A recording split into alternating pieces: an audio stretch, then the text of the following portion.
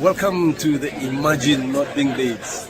Imagine not being Leeds, not feeling this pain, not dancing through thunder, not walking through rain. Imagine not rising with fists in the air when the world turned its back and no one would care.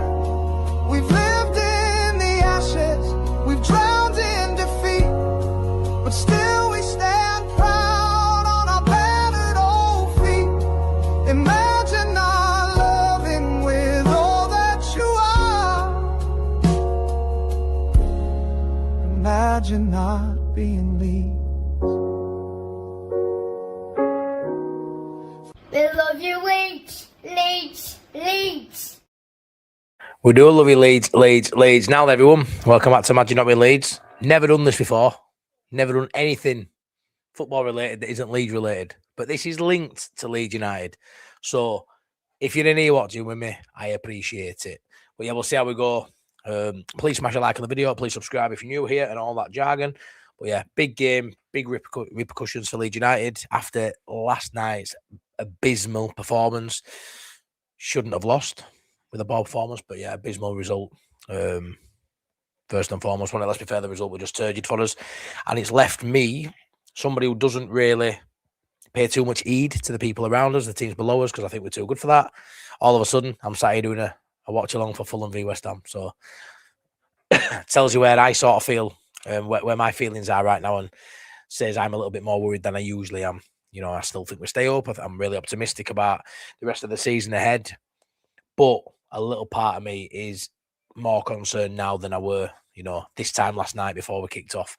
So, yeah, we'll see who's in. Angela, as always. Thanks, Angela. Hope you're well. Come on, Fulham, she says. Please, Harry Wilson, have one of those games we've seen you have so many times this season. You're Leeds and you know you are. Hopefully results go our way tonight. Yeah, Brian, we're in that sort of, it's not desperation, but we're in that sort of territory now where whenever we don't get a result, we're hoping the sides in and amongst us also don't pick up the results needed. Because ultimately, if West Ham don't win, I know there's Tottenham playing tonight as well. And Tottenham tomorrow, Forest tonight. Tottenham tomorrow. I know there's them as well, but really, I'm really just paying attention to West Ham. West Ham's the side I look at, and, if we can just keep that at 6 points, even if it were to go to 5 points and they want to get a point at Craven Cottage tonight, it wouldn't be the end of the world. We've lost back-to-back games now, Leeds. We haven't won in 4. 2 great away draws, by the way, followed by 2 home defeats. One of them sort of expected, but, 4 games about a win. I think it's 1 win in 6 now for Leeds. It's not the best of form. So, yeah, hopefully sides in and around us can drop points and the sides higher up can do us a favour. And Fulham have been decent. Did us a favour last week. Beat Tottenham for us. At Craven Cottage, can they do it again tonight and beat West Ham? Another London derby. West Ham, dangerous on counter-attack. I'm quite excited to watch this game. I don't watch many games outside Leeds United, to be honest. I don't watch every single Premier League game like some of you fine folks might do. Don't have time for that. Only the cream of the crop for me. But yeah, I'm interested to see how we get on. And obviously after that, I say that really poor showing yesterday, be interested to see how much fight a West Ham have. They're in really good form. Tailed off a little bit of late, but I mean, the last 10 games, they're right up there in terms of the form table. Can they maintain that run? They need European sort of form for the next 10 games, really, to get above Leeds. So it's going to be really interesting to see how they go about it today. Are they fired up? Because let's be fair, Leeds weren't too fired up yesterday, that's for sure. Great shirt, says Brian. Thanks a lot, Brian. It's a classic, innit? Always think of your bower. What's the first one that pops in your head when you see this shirt?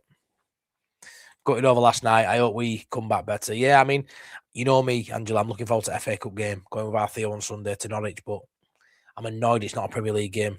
I really am annoyed it's not a Premier League game. I just want to get back on the horse instantly, really.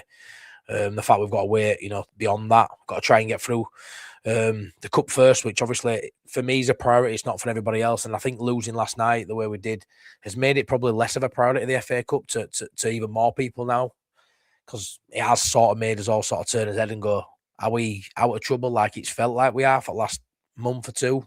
Or are we actually getting dragged back into it? Or are we falling back into it for our own playing? So, yeah, the FA Cup is, yeah, I'm looking forward to it, but it's probably a distraction after yesterday we probably don't need. But you know me, I want to stay in the FA Cup and I want to go have a cup run.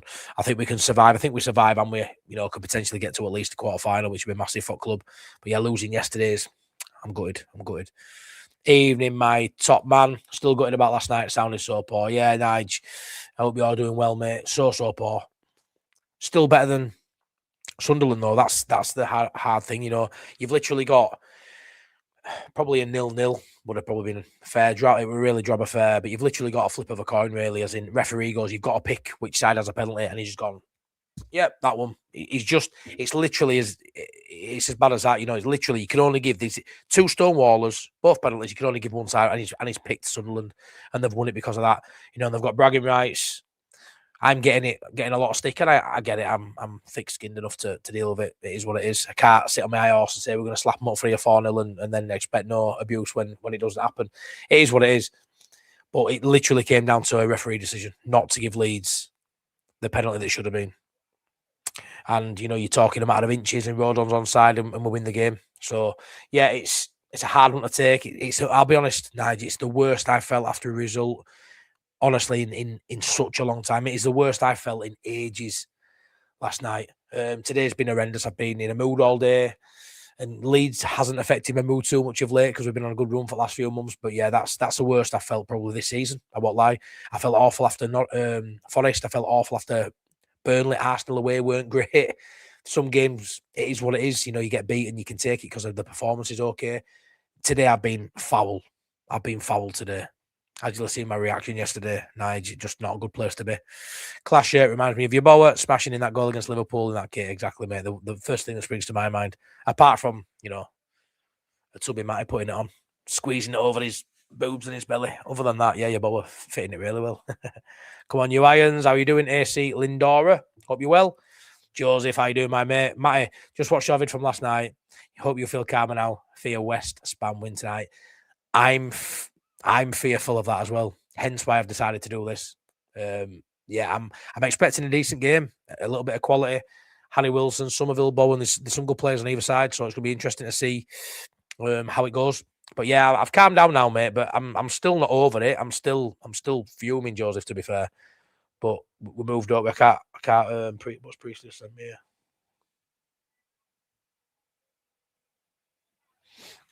Let's read this out. Good time by Priestley. Priestley just sent me this. Shocked if true. He's put, the Premier League has concluded its initial review of the officiating performance during the fixture between Leeds United and Sunderland at Ellen Road on March 3rd, 2026.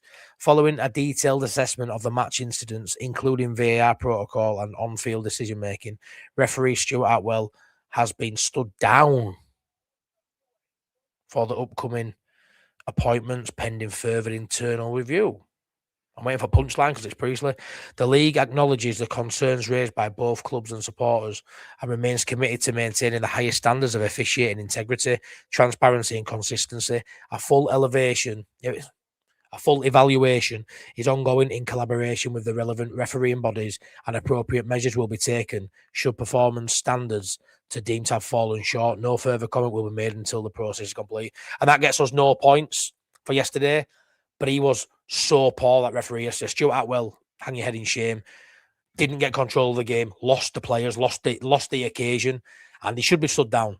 Referees should be accountable. If a referee can stick a red card in Farke's face for approaching somebody, I think the big I do think they should be held responsible as well for poor performances, just like a player would, manager would, anybody would in your line of work. So is it just a case he misses around the fixtures, he's back next week? Is he a fine? Is there more to it? We'll see. An internal review going in, investigation, whatever you want to call it. But yeah, he should be stood down. It was such a poor performance from the referee. Didn't let the game flow. Couldn't get to grips with it. I think in a game where there's so many fouls and so much time wasted, I think if you card someone early, you put captains in, you sort of ram it down the throat that this is Premier League football, the highest standards. Everyone's paid to come and watch it. It's like two boxers dancing around a ring, not throwing a punch for 12 rounds. That's not what people have paid to see. That's not what football, it should be entertainment. It's not what it was 10, 15, 20 years ago, that's for sure. It's nowhere near as attractive. You don't really see people trying to take the man on them all. It just go back. I don't massively love football these days. It is what it is. It's not what it was, but the officiating yesterday was abysmal. outside the big errors and the big VAR debacles, it was just a poor game to officiate, and he needed to get to grips with the game earlier and put the players in the place, and he didn't. So I'm really pleased to hear that. Hopefully that's right, Priestley. Thank you for that message. Even though you're watching this, I'm going to thank you anyway. Publicly thank Priestley. Important game for your relegation battle. Cheers, Davey. I would say 6 points clear. It's a good place to be fair, Davey. I assume you're not a Leeds fan. But yeah, we'll watch this with a keen interest because we didn't do business yesterday, so we've got to have a look at it. But I'd say with 9 games to go, being on 31 points is pretty good, to be fair. We're not far off the threshold for staying up. So, Don James, hi, Matty. Worrying we lost to Sunderland last night. I thought they were poor. Offered no threat, exactly. If it wasn't for the penalty, they wouldn't have scored in a month of Sundays. Yeah, Don, we could still be playing now, you're right, and they wouldn't have scored. They had no threat on our goal whatsoever. And they'll say it's because they had players out. We all have players out all season. This happens. Every club has players out. They came, they shithoused the way to 3 points, and they don't care. And we can sit there and say this, and all of them be relevant, and all of them be right. And all of them, if you were on the other foot, they'd be saying the same thing. But guess what they can reply with? Not asked. We got 3 points. Jog on. Doesn't matter, does it? The conversation is irrelevant. I was going to go on. I was supposed to be bridging the gap tonight with Wayne, and I actually said to Wayne, I left Wayne a voice message earlier this morning. Says there's absolutely no way, and I love Wayne, and I said I love you a bit, but there's absolutely no way on God's earth am I going to go on live tonight and speak to a Sunderland fan. You got no chance, absolutely no chance, and I'm fond of the man. I love you a bit. Absolutely no chance. Am I having a Sunderland fan come on here? No. I said I will come on your channel, but I ain't doing it tonight. I said there's no way because I'll say something I regret because I'm just fuming. There you go, Harvey. There you go. There you go. No bridging the gap. No. Not tonight, mate. Not on my channel. Don't need Wayne on here. And Wayne's very level-headed. He ain't a twat, is he? But yeah, it's just not for me tonight. It's too raw. I'm fuming. I can lose the right way. It is what it is. I'm not a bad loser. But last night, being in the stadium as well and experiencing how the game went, I think you had to be in the stadium really to appreciate it. Wayne said there were a lot of stuff he didn't realise went on. Like the goalkeeper going down and just a lot of stuff. You had to physically be there to see and feel the emotion of how the night went with the officiating. So no, I don't want to speak to a Sunderland fan on camera tonight. Not at all. Not at all. But it'll come. Leeds definitely didn't turn up last night. Can't understand why Farke didn't rotate players. Jaguar, it's what he does, isn't it? It's what he does. It's what he does. It's the rotation has to be there when you've got 2 games in 3 days for me. But the guys he's rotating now, we've seen in FA Cup, they've been a struggle. They haven't played enough games. Jaguar, they haven't played enough games to come in and probably play Premier League football at the minute. They haven't had enough sub appearances. I mean, Ayo Tanaka's six games on your sub now. Ridiculous. Smash a like. Cheers, Nige. Yeah, smash us a like. Wow, that's a good statement. It's always Leeds that lose out, though, isn't it? Hopefully Fulham will cheer us up a little bit. You know what it is, Angela? Fulham win tonight. Tomorrow's gone for me. Fulham win tonight. Done. Move on. Yeah, we want to get to 40 points. We want to, be in charge of our own destiny. But sometimes that doesn't happen. And you've got to rely on, hopefully, a little bit of lady luck. And we got no lady luck last night. None. Not against Man City. That's 2 games back to back. Nothing went our way. But the results have been going our way in other fixtures. And we need to hope and pray that happens again tonight. Last night just showed that all the expectance of 3 points for Sunderland, Wolves, Burnley and Brentford by our fan base, not as guaranteed. Holman's has some thought. That's always concerned me. Yeah, no, I get that, Nige. Yeah. All you can do is predict as fans, though, innit? All you can do is predict as fans.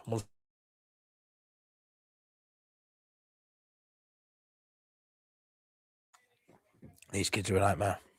But yeah, you predict, don't you? You look at your forecast and you sort of think what may happen, but it doesn't always happen. It's football. Burnley, who knows? Wolves look good now, don't they? Going to Liverpool, well, beating Liverpool at home, mental. Anything can happen.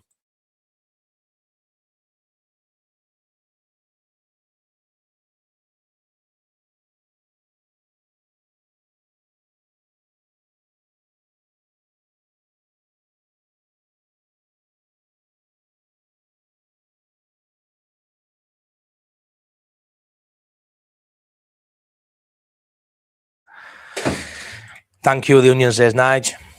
I know boys have come down after about 15 minutes. Buggers. Oh, West Ham in box here. West Ham shoot. Oh, good save. Good save by Leno. Please give Please give this top lad a like. He's an amazing person. I'm proud of that. Thanks, Stevie, mate. It means a lot, that, mate. Thank you. Just enjoy doing this, don't I? And now the missus works late. I can jump on and do a lot more lives and videos at night, which is good for me. But yeah, West Ham attacking from right to left. That was a good start by West Ham. Positive. Almost a goal in first minute. Come on, Fulham. Come on, Fulham. We need a surprise away win along the way. We do, Nige. We surely can't finish the season on one away win. Surely not.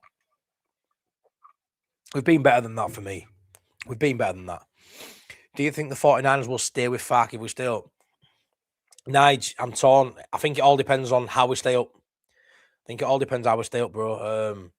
I think if we limp over the line, I don't think staying up is the only thing that keeps him in the job. I think he's got to stay up in style. And you think where we are right now, if this goes our way, hopefully, because I keep saying we're 6 points, we might only be 3 after this. But as we've been 6 points with 9 or 10 games to go, I think that's a really good platform to go kick on and end the season well. There's some variables in there. You know, he didn't get maybe as many players as he wanted in January. The only one he did go on Fulham on the counter here, going left. Go on, Robinson. Crossed in. It's gone right past everybody, and West Ham will clear. Nice little counter there. Yeah, we're rubbing someone. I like him. But yeah, I think if we sort of just get over the line, I think they may part ways with him. I think it all depends. I think now Farke's sort of managing for his future next year. I really do. I could see him parting ways if we just get over the line. For me, the goal was to stay up, but I think we're in such a good place now, and we have been since Christmas, really. I think if there's any sort of pressure, if we drop into relegation zone, which could happen, if it's down to 3 points today, if we end up being, if we have to go to West Ham and win it last day, maybe we win that. I think it's too close to the bone. I think we have to stay up, and I'm not saying we've got to stay up by 10 or 15 points, Nige, but maybe a 6 point buffer where we are currently now. Maybe something along those lines. So we'll have to see. I mean, a point per game is what they've sort of measured it with. Can we get 9 or 10 points out of these next few games and hit that 40 points? You'd like to think so. I actually think we'll hit 44, 45, even with a loss yesterday. I still think there's at least two, 3 home games out of those 4 we'll pick up wins in. And I firmly believe we'll get another away win as well. Fulham attacking here. Who's that? Chucky Wazy, great player. Go on, hit it. Go on, hit it. Oh, shot on target. Nice, easy save there for Hermanson. When he's Okafor back, a couple of weeks, I think, maybe next Premier League game, I think. I think they said after Norwich, didn't they, originally? So hopefully that's the case, because we've missed him last 2 games. Yesterday's results doesn't make our season, regardless of the result. Matty knows I was Farke out before the season. We need to just be, nah, Stevie, you are. It's like a massive turnaround. Like, I can't believe it. You were massively Farke out. And I were early this season too. I were Farke out after Forest, but give him credit. He turned the season around and got us to where we are now, which is currently, as we sit here now, 6 points clear of relegation from where we were. It's been a great turnaround. The slide in terms of performance and results to match has started though, Stevie. But we've got 2 very favourable-ish games, as in Palace away isn't the worst away game. And obviously, Brentford at home, don't get me wrong, Brentford have been outstanding this season.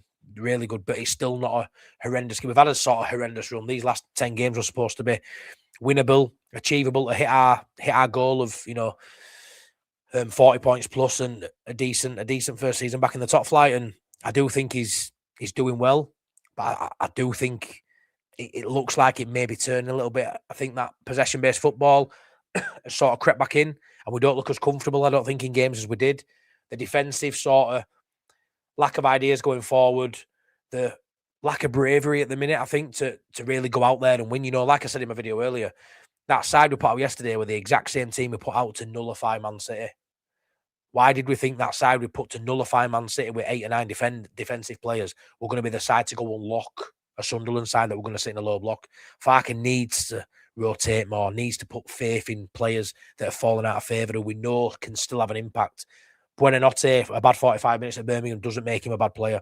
He's one of the most technically gifted players at the club currently. Willing Onto, we saw in 15 minutes how much of a threat he can be in the attacking phases. Go on, Robinson. And obviously Tanaka, unbelievable fall from grace. I'm worried now, pal. I'm a little bit worried, Lee. I won't lie.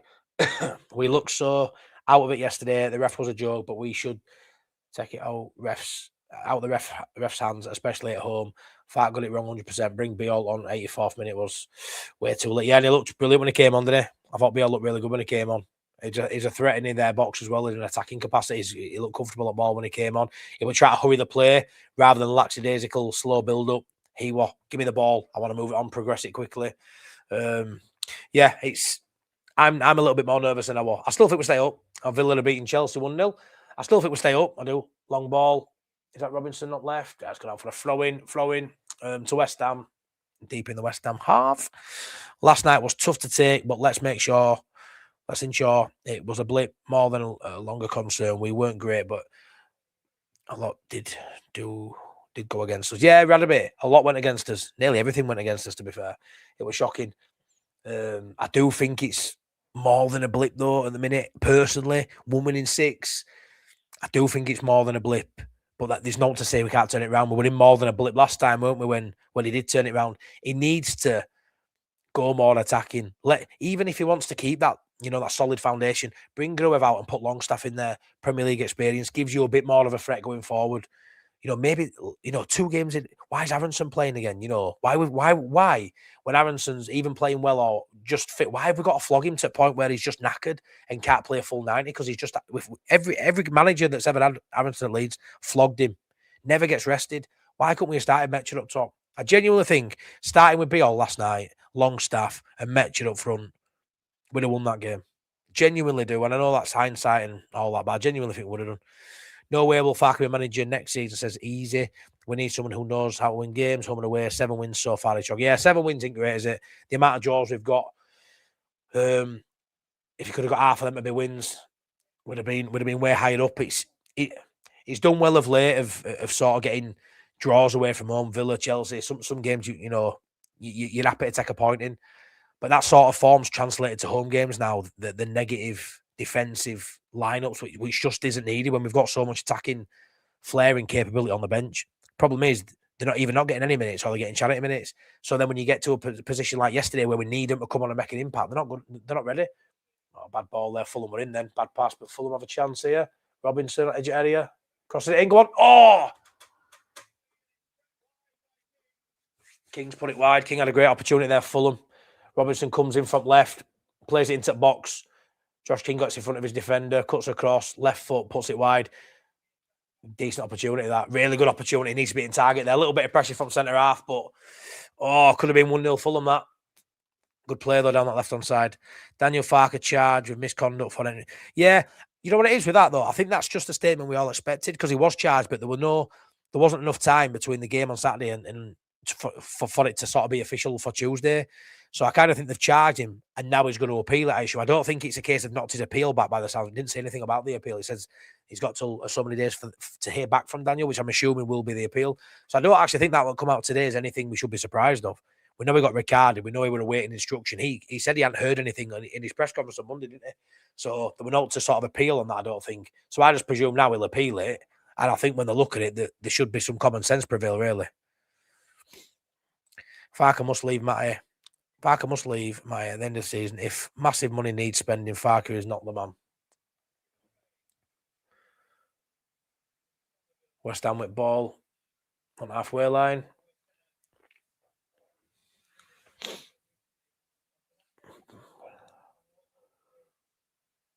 Just settle down a bit now. A bit of a frantic first few minutes, but it's calmed down a bit now. West Ham knocking it about nicely. There we go.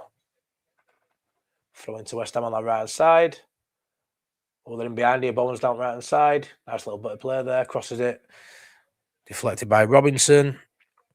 No Harry Wilson, no. Not tonight. Is he on bench? I put team up there, but I never looked at team, to be fair. Yeah, no Harry Wilson. Shocking. Not what we needed. Not what we needed. Absolutely loads of chat coming in here. Loads. Sorry, I'm way behind as always. As always. MOT from Doncaster. How you doing, mate? Thanks for tuning in. MOT to you too. Jeff, we've only won 7 games at this point. So to expect us to win 4 of the last 9 is expecting a bit too much. Yeah, no, I get that. When you look at that, Jeff, you bang up money. I often think this. I look at result fixtures. I think, yeah, we'll win that. And you tot it up, and you are like, well, that's a bit ridiculous to think we can win half what we've won in 20 odd games in less than 10. But I do firmly believe.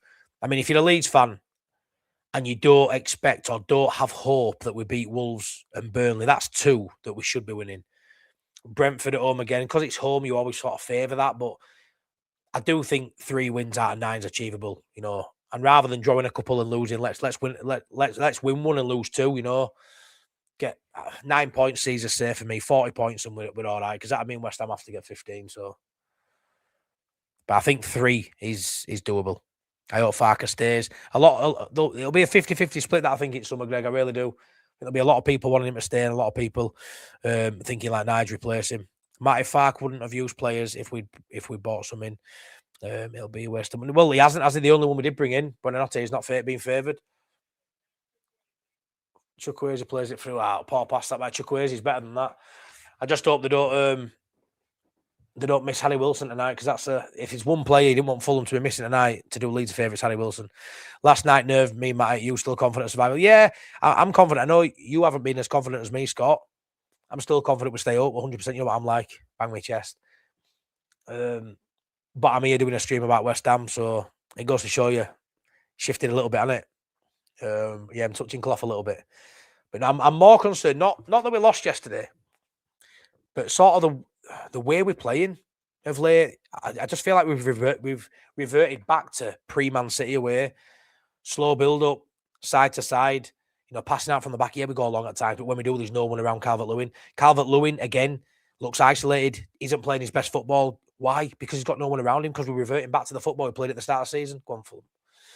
So I think all in, you've got to get, you know, your most able goal scorer opportunities. I know he had opportunities against City, had an opportunity against City, but he isn't getting a multitude of opportunities now. And I think that's because of the style of play we're playing. He's reverted back.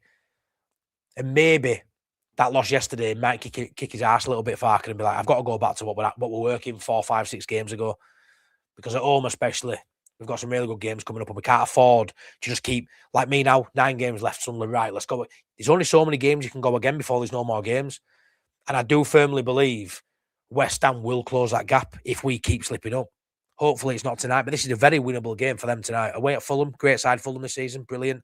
Marco Silva, top side. No Harry Wilson, could be a game changer. West Ham are very capable of winning this. And if they win this, they've got the tails up, and we look like we're struggling a little bit. I think the Norwich game's a massive game to give Tanaka, Nonto, you know, these sort of players Pino, who aren't getting many minutes, who may have to come on and make an impact in between now and the end of the season, like we needed last night.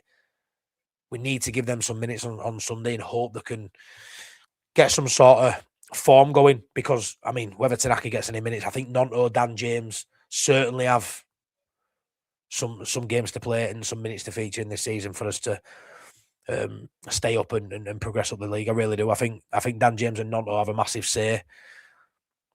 I think they're going to be needed. We should have had a pen last night. The Donny man, we shouldn't have. Honestly, we're ridiculous. We should have had a pen in the last 2 games. The Farke collapse happens at the same time, same point every season. Yeah, I just think it's a bomb de class. I just think we've got too many favourable games for us not to pick up enough points. That's how I see it. That's how I see it. And last night, Sunderland with their poor away form and their poor side, that was a poor 11 for Sunderland. You never play Sunderland with an easier lineup, really. Oh, hold on, West Ham went out here, crossed in. Bowen, deflected. Corner kick to West Ham. Come on, Fulham, keep him out. Yeah, Gruev needs to be dropped. He had a couple of games, didn't he? People thought he were Iniesta or Zidane or something. He had a couple of good games. You're gonna have decent games at some point. You play enough games, you're gonna have a couple where you look all right. What I'll say about Gruev, and I don't mind Gruev. I'm actually a Gruev fan. Not to the point of him starting as many games as he is. I don't mind Gruev, but he wasn't when everyone were fit. He wasn't a starter in the Championship for me. I know he started a lot of games under Farke. Farke's always liked Gruev, but he wasn't. You know, Tanaka, Rothwell, or whoever it was, he was never a starter if everyone were fit, really. Yeah, he's starting so many games in Premier League, and I just can't believe it when you've got long staff who haven't been brilliant, but Still, even with Premier League experience and a bit more of a goal threat, surely Longstaff's better. And let's not even get started on how much more I think Tanaka's better than Gruev. But certain games, Gruev's fine. I actually think he's a great player to bring off the bench to see a game out. Brilliant player at that. But yeah, he shouldn't be first name on team sheet, which it appears like he is at the minute. We need a new Premier manager next season. Oh, referee and VAR anti-Leeds. Oh, Emmett, I feel like everyone's anti-Leeds at the minute. I really do. I really, really do. VAR, possible handball. The corner, it's handball, this. Could be a penalty to West Ham. They've crossed him from a corner. Iwobi has gone. He hasn't beaten the first man. Or have they got away with it? Got away with that. Got away with that. I think that could have been a penalty. They've crossed it in of West Ham from corner. And Iwobi's they haven't beat the first man. Iwobi's got to like chest it out. His arm's slightly come away from his body. It's hit the top of his arm and gone out for another corner. Oh, wow. God, I actually thought it was a penalty, that. Evening, Matty Pal. Evening, Michael. How the devil are you? Sorry, everyone. I've got a bit of a tickly cough. It's really irritating. I've had it for about a week now. Evening, Mike. Please do me a favour, guys. Smash me a like. I really appreciate it. 108 people. I really wasn't expecting over 100 people watching me talk about West Ham and Fulham, but I really appreciate it. 37 likes. Let's get that past 50 if you don't mind. I'd really appreciate your support as always. Up and down. I would get a new coach. Up or down, I would get a new coach next year. If we go downfield, team will be gutted. Yeah, I think there's something that only a lot of people go, well, if we got relegated, you keep Farke to get you up. I think if we get relegated now, Ernie, it's turned toxic on it and nobody will be happy. So, yeah, stay up. I'm 50-50. It's easy to say, regardless, bringing a manager in. If we win 4 games in next 9 and end up on 43 points, 43, 44 points or whatever, I'll be very happy at the end of the season. And my mood may just be, sorry, keep him again. But it depends on the ambition of the club. Do they want to just survive next season? Because for me, Farke will just survive. And I don't mean just by a few points. Just seeing that penalty shout again. It's handball, that. I can't believe Fulham's got away with that. I think that's handball. Thank God it won't, like. But, yeah, if we end the season well, I'll be happy to stay with Farke. It just depends how he ends it. But for me, he needs to do a lot to keep his job. And right now, if the season ended tomorrow, I think the last 4 games have probably shown maybe a change is needed. We'll have to see. This is not the time for division. End of the season. Say thank you, Daniel. Regardless of staying up or not, I think Farke is holding us back. But we're stuck with him until the end of the season. Yeah, I'm massive on that. I'm massive on unity, and we've all got to pull it in the right direction. So is Daniel Farke said in one of his latest pressers, didn't he, about even down to the burger man and the kit man. He wants everyone to be dialed in and tuned, pulling it in the right direction. And I think every manager, every club, everyone says that, but it's whether everyone does. You've got people like teams like Tottenham, and at times of the season, West Ham. Even now they might be playing well on pitch, but they're not. There's no unity really in there. Fulham attacking here. Goal kick, West Ham. We've probably got the most unity, and probably in that bottom 5, bottom 6, I'd say. Matt, you seen that well being stood there? Yeah, I have Priestley. I read the message out where they said yeah, so everyone sort of I mentioned it, and yeah, it should be stood down. It was shocking. It was a shocking game of football. Creating 0 big chances at home is concerning. You're right, though, far too negative from the off with Farke. Yeah, and you know what it is, Leeds Lens? I don't know if you've seen my video. My instant match reaction in Carol Priestley, I was fuming. I realised I swear so much, which I really need to work on. That's what I really need to work on. I'm really bad. But when I get going, it is what it is. I've worked on a building site for 20 years and it's just sort of stuck. Not saying that everyone who works on building site swears, but people I work with do. It sort of rubbed off on me. But I went off on a massive rant, and it was mainly at the officials and how the unjust. I just could not believe the unjust for 2 games in a row. And the games are so close together, 3 days apart. I was only just getting over the City, lack of a red card for Shirky and a penalty for Leeds, and then to be hit with that 3 days later just ruined me. Today I've been able to sort of sit back, reflect, and go, yeah, we shouldn't have lost the game. There were all these decisions that went against us, but actually, did Farke do enough for us to win the game? I think Leeds edged it. A draw would have been fair. No way they should have won it. But did Farke do enough to win it? I don't think he did. Too negative. A side that you put out to nullify City should not be the same side you put out to unlock the door of a low block for Sunderland. It shouldn't be the same lineup, that. Shouldn't be. I understand if it's Arsenal and City back-to-back. I understand Villa away, City. I understand that. I don't understand City at home being the same lineup as Sunderland at home. I don't get it. Don't get it. Get those shackles off, Farke. Shackles off. Shackles off. 9 games to go. Got some attacking flair there. Fucking use it. Farke's sliding back into his preferred. Of course he is. It's so evident, Dave. It's so evident. He shifted tact. Corner for West Ham. He shifted tact when his job on line, it worked. And for whatever reason, it's gradually, you've seen it, it's gone from being no route one, tippy-tappy football from the back, slow build-up, possession-based football, to direct, to a mixture. And now all of a sudden, it feels like it's going back to just slow build-up, passing to midfield, turn back to centre-half, back to keeper, back to centre-half, but turn back, go back. Darlow had more touches than anyone in the Leeds shirt yesterday. I mean, I don't know that factual. Someone might be able to tell me. But as a fan just watching the game, I felt like Darlow had more possession, more touches, more passes, everything out of everybody in that side. I'm a lead fan. I'm a United fan. Hey up, Lloyd. Hope you're good, mate. Hope you're good, Lloyd. Farke will take us down if he comes. I tell you what, Darren, I'd be shocked if we went down. Regardless, I think I could manage us and we'd stay up, and I'm shite. Genuinely just think the players have got too much heart, and I don't think we need many more points to stay up. I really don't. I mean, things change with results. If West Ham win here tonight, I'm probably saying a different story, but Fulham attacking out left, poor ball, West Ham win it back, bombing down that right-hand side, 3-on-4, clean him out, well done, Bassey. I like Bassey. Get into him, Bassey. Get into him, Bassey. Go on. Well done. What a defender he is. Forced him back to halfway line. Win it. Well done, Fulham. Fulham win it back. Free kick. West Ham clip his ankles. Pep was over the touchline at the end too. Is he getting charged then? Should be, shouldn't he? Gipton White. Evening, Matty. Disgusting last night. Let's hope Fulham can do us a favour tonight. I've seen us implode too many times to be cocky. Yeah, you know me. I suppose it comes having a YouTube channel. You've got to, I can't lie, me. I've just got to say what's on my mind. And if I'm thinking 3-0, I'm going to come out and say it. Because I know it's funny as well if I get it wrong for you. Well, not you. It was funny for a lot of Sunderland fans. It is part of territory, and you've, say it with chest, how you feel, and deal with the repercussions after. But I've had a lot worse things in life happen to me than just saying we're going to win 3-0 and losing 1-0. So it is what it is. But yeah, I just think I take so much sort of pride and so much from the performances from City away. But the last 2 or 3 games, I'm starting to think, but I still think we can get enough points. When we lost to City away, I know the turnaround, but up to that, it was looking bleak. It was looking really bleak, like 20 games left or whatever. We were after Forest, the relegation zone.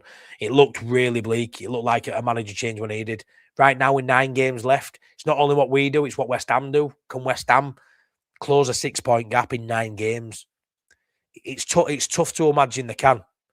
It's tougher. I mean, say they win 4 games, are Leeds not going to win 2 out of the next 9? Like, if Leeds win 2, they've got to win 4 and draw, get a point more than Leeds with goal difference. I just don't see it. I don't see it.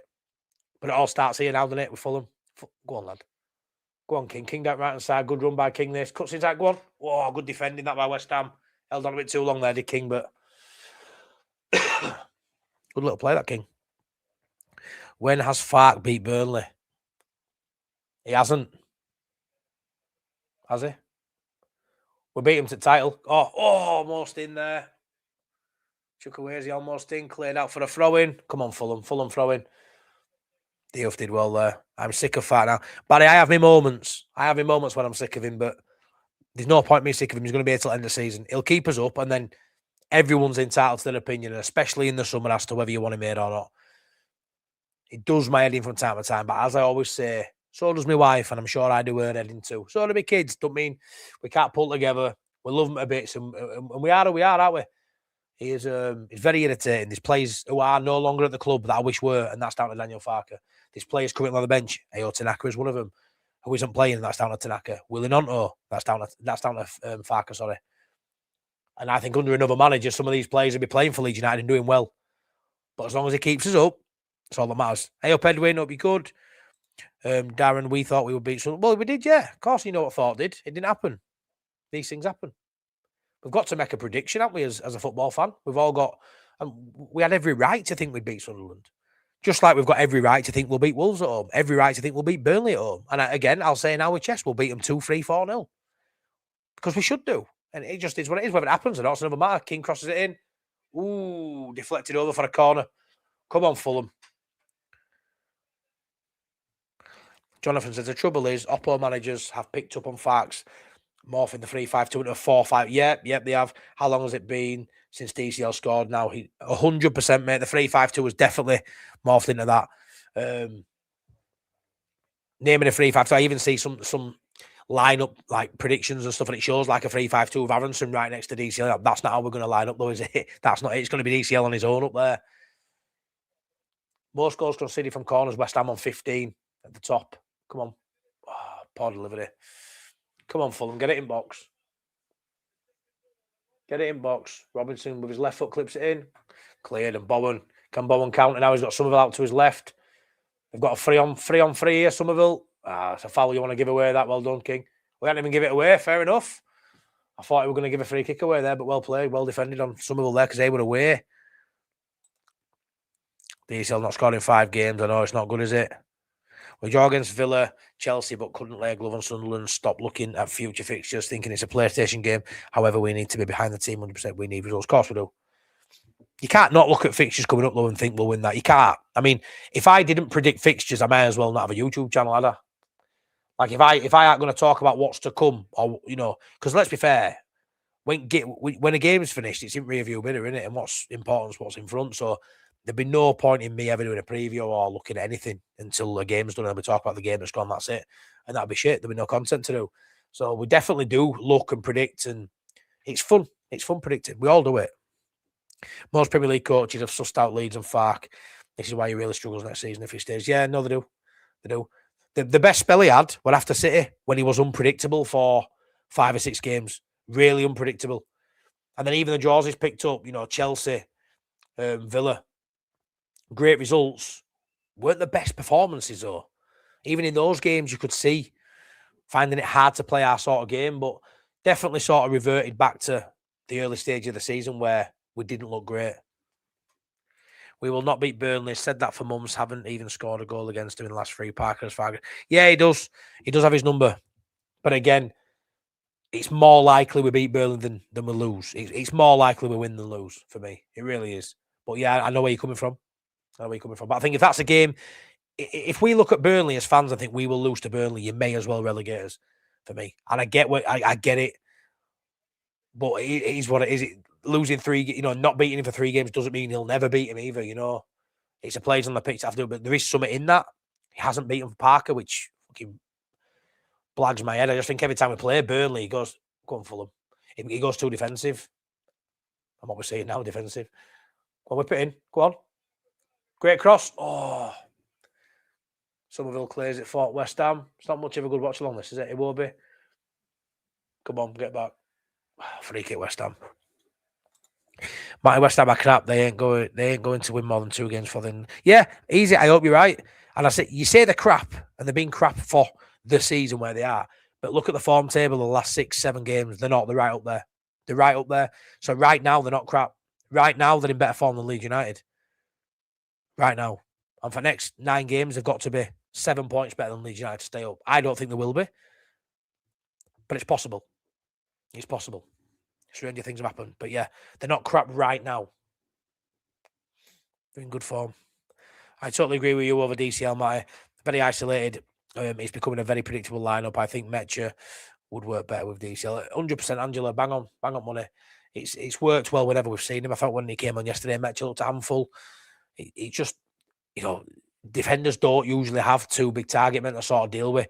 And the thing is, they both offer something slightly different. You know, he's really good in air, his DCL. Fulham on counter-attack here. Oh, poor pass selection again by Fulham.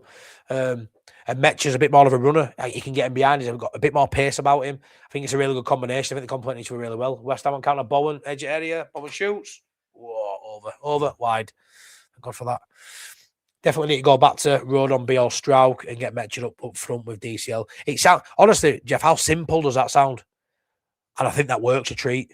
I really do. I think that works a treat. Take Gruev out, get Metchin up top, and then, get Biel in there. I mean, I do like James Justin, but I think Biel proved yesterday he needs to be in that lineup. He's so much more of a threat from long throw-ins and corners as well. Of course we do, ask Gemini. Of course we do. If we start dropping wins at home, pal, we could be in big trouble. We dropped one last night. I don't think we can afford to drop any more. No, I agree. Done really well at home, haven't we? Especially against the sides we should really be beating. We've sort of done that. There's been a few outliers, but really the ones we should be winning, we've been winning. But what this says to me is, you want to win at home, draw away, whatever. You need to win at home. Go beat Palace away, then that sort of nullifies the loss. Do you get what I mean? Like if we go to London and beat Palace, then you go fair enough because we're not used to winning many games away. Won all season. So the home game's so precious, those 3 points for us, and we've been got enough of them to be in a healthy position. But if we lose that, you best believe we best go win that next away game. But because it's away from home, we'll set up defensively. And then that puts so much pressure if we don't get anything at Palace. The pressure on Brentford becomes enormous. Yeah, I know, Richard, I know. West Ham for the win tonight. Yeah, Jamie, I'm concerned about that. My concern about Farke is he cannot get players wanting to sign for him. Next season, we need a manager with a much bigger profile that plays a difference. Yeah, I mean, I've said now for 2 seasons, players are stupid. Look at not the treatment, because he'll argue that they're not performing in training, they're not performing when they get the opportunity. But there'll be players, look at the Buonanotte situation. He's got a great reputation, Buonanotte, being a talented Man City 1-0 up against Forest. No, that's a massive shock, but yeah, good to see they've got a goal there. So Forest are losing 1-0. Semenyo, guess what? It was a ball down one side, cut back, Semenyo in box. Similar to a goal against Leeds. Sound. But yeah, he hasn't got a massive profile, no. But the fact that a lot of players come in and don't play, West Ham getting that back here, well done. A goal kick, Fulham. The fact that he brings players in, doesn't play them. Tanaka, 6 games unused. Buonanotte not in match day squad. That doesn't bode well for a player of attacking capabilities. A flair player. I think Farke could have prime JJ Cottage and probably not want to play him because he loses the ball too much. It's one of them. He definitely could have implications on not even his profile as a manager, but just the way he manages the players. That the way he sort of manages that squad. I don't think he manages the squad great. I've questioned his man management at times. On other occasions, I thought he's got a really good man management, and it just depends on the player sometimes with Farke. If you're not if you're not one of his favourites, if you don't fancy it, it's hard, really, really hard. Like there's a conversation that Buonanotte barely gets any minutes, if even gets in a match day squad in Premier League against the end of the season. Massive game on Sunday to see if he's in that squad. Surely he's in the squad. Surely you don't have to play an Aronson, a DCL. Surely they don't have to be starters, especially on Sunday. Farke is a coward. He needs to return to his level, which he ain't this one. Oof, easy.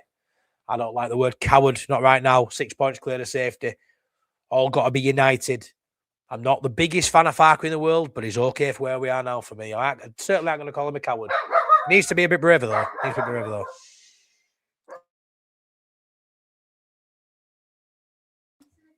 Bloody dog. If it's not kids, it's dog. We need upgrades on Gruev, Aronson, etc. Yeah, I agree with that, mate. I agree with that. Hi, pal. Not bitter to us Sunderland fans, as Leeds will stop up. You better than Forest, Spurs at the same. And the same as West Ham, so can't see any of you catching. Cheers, Paul. I'm bitter, mainly at the officiating of yesterday. It is what it is. I wish I could have just come out and said you were best. You were better side. Oh, one sec.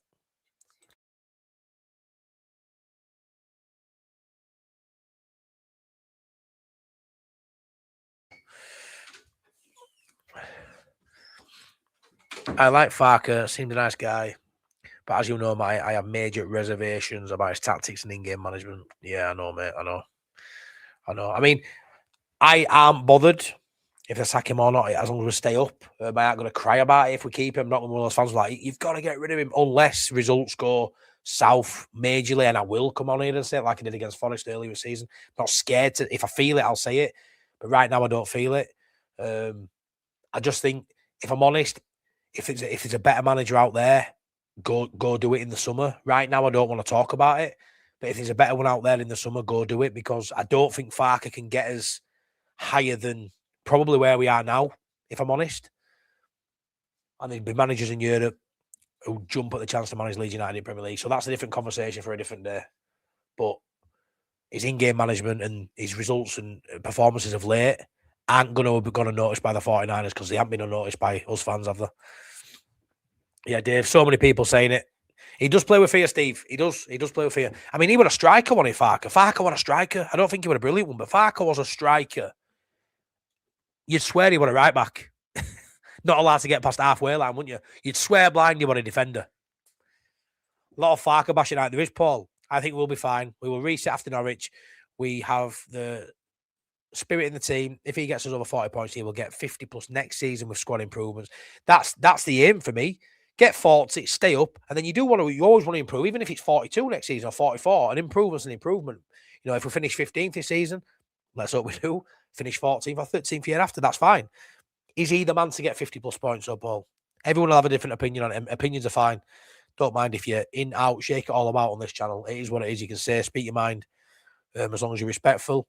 I understand both sides of it. But as of right now, they're not going to sack him today. There's no need to. They're not going to sack him next week. They're not going to sack him week after that. We're dialed in now till the end of the season. 9 games to go. Buckle in, strap in. I don't think it's going to be as nervy as some people do. I do think we're always going to maintain at least a 3-point gap, in my opinion. The moment that doesn't happen, you'll probably see me crying. As much as I'm not convinced with Okafor, we missed him last night. Yeah, I think we missed him in the last 2 games. I think he was just picking up form again, I think, Mike, before he got injured.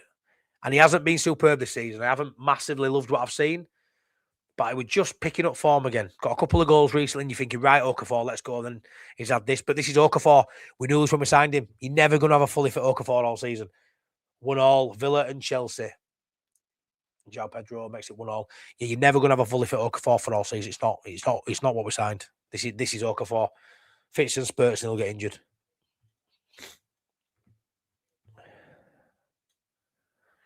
I remember when we played exciting attacking football. Me too, Brian. Fulham attacking on left-hand side. Anthony Robinson plays it. Oh, go on. Go on, Iwobi. Oh, Iwobi cut back. That final ball for Fulham. Oh, so poor.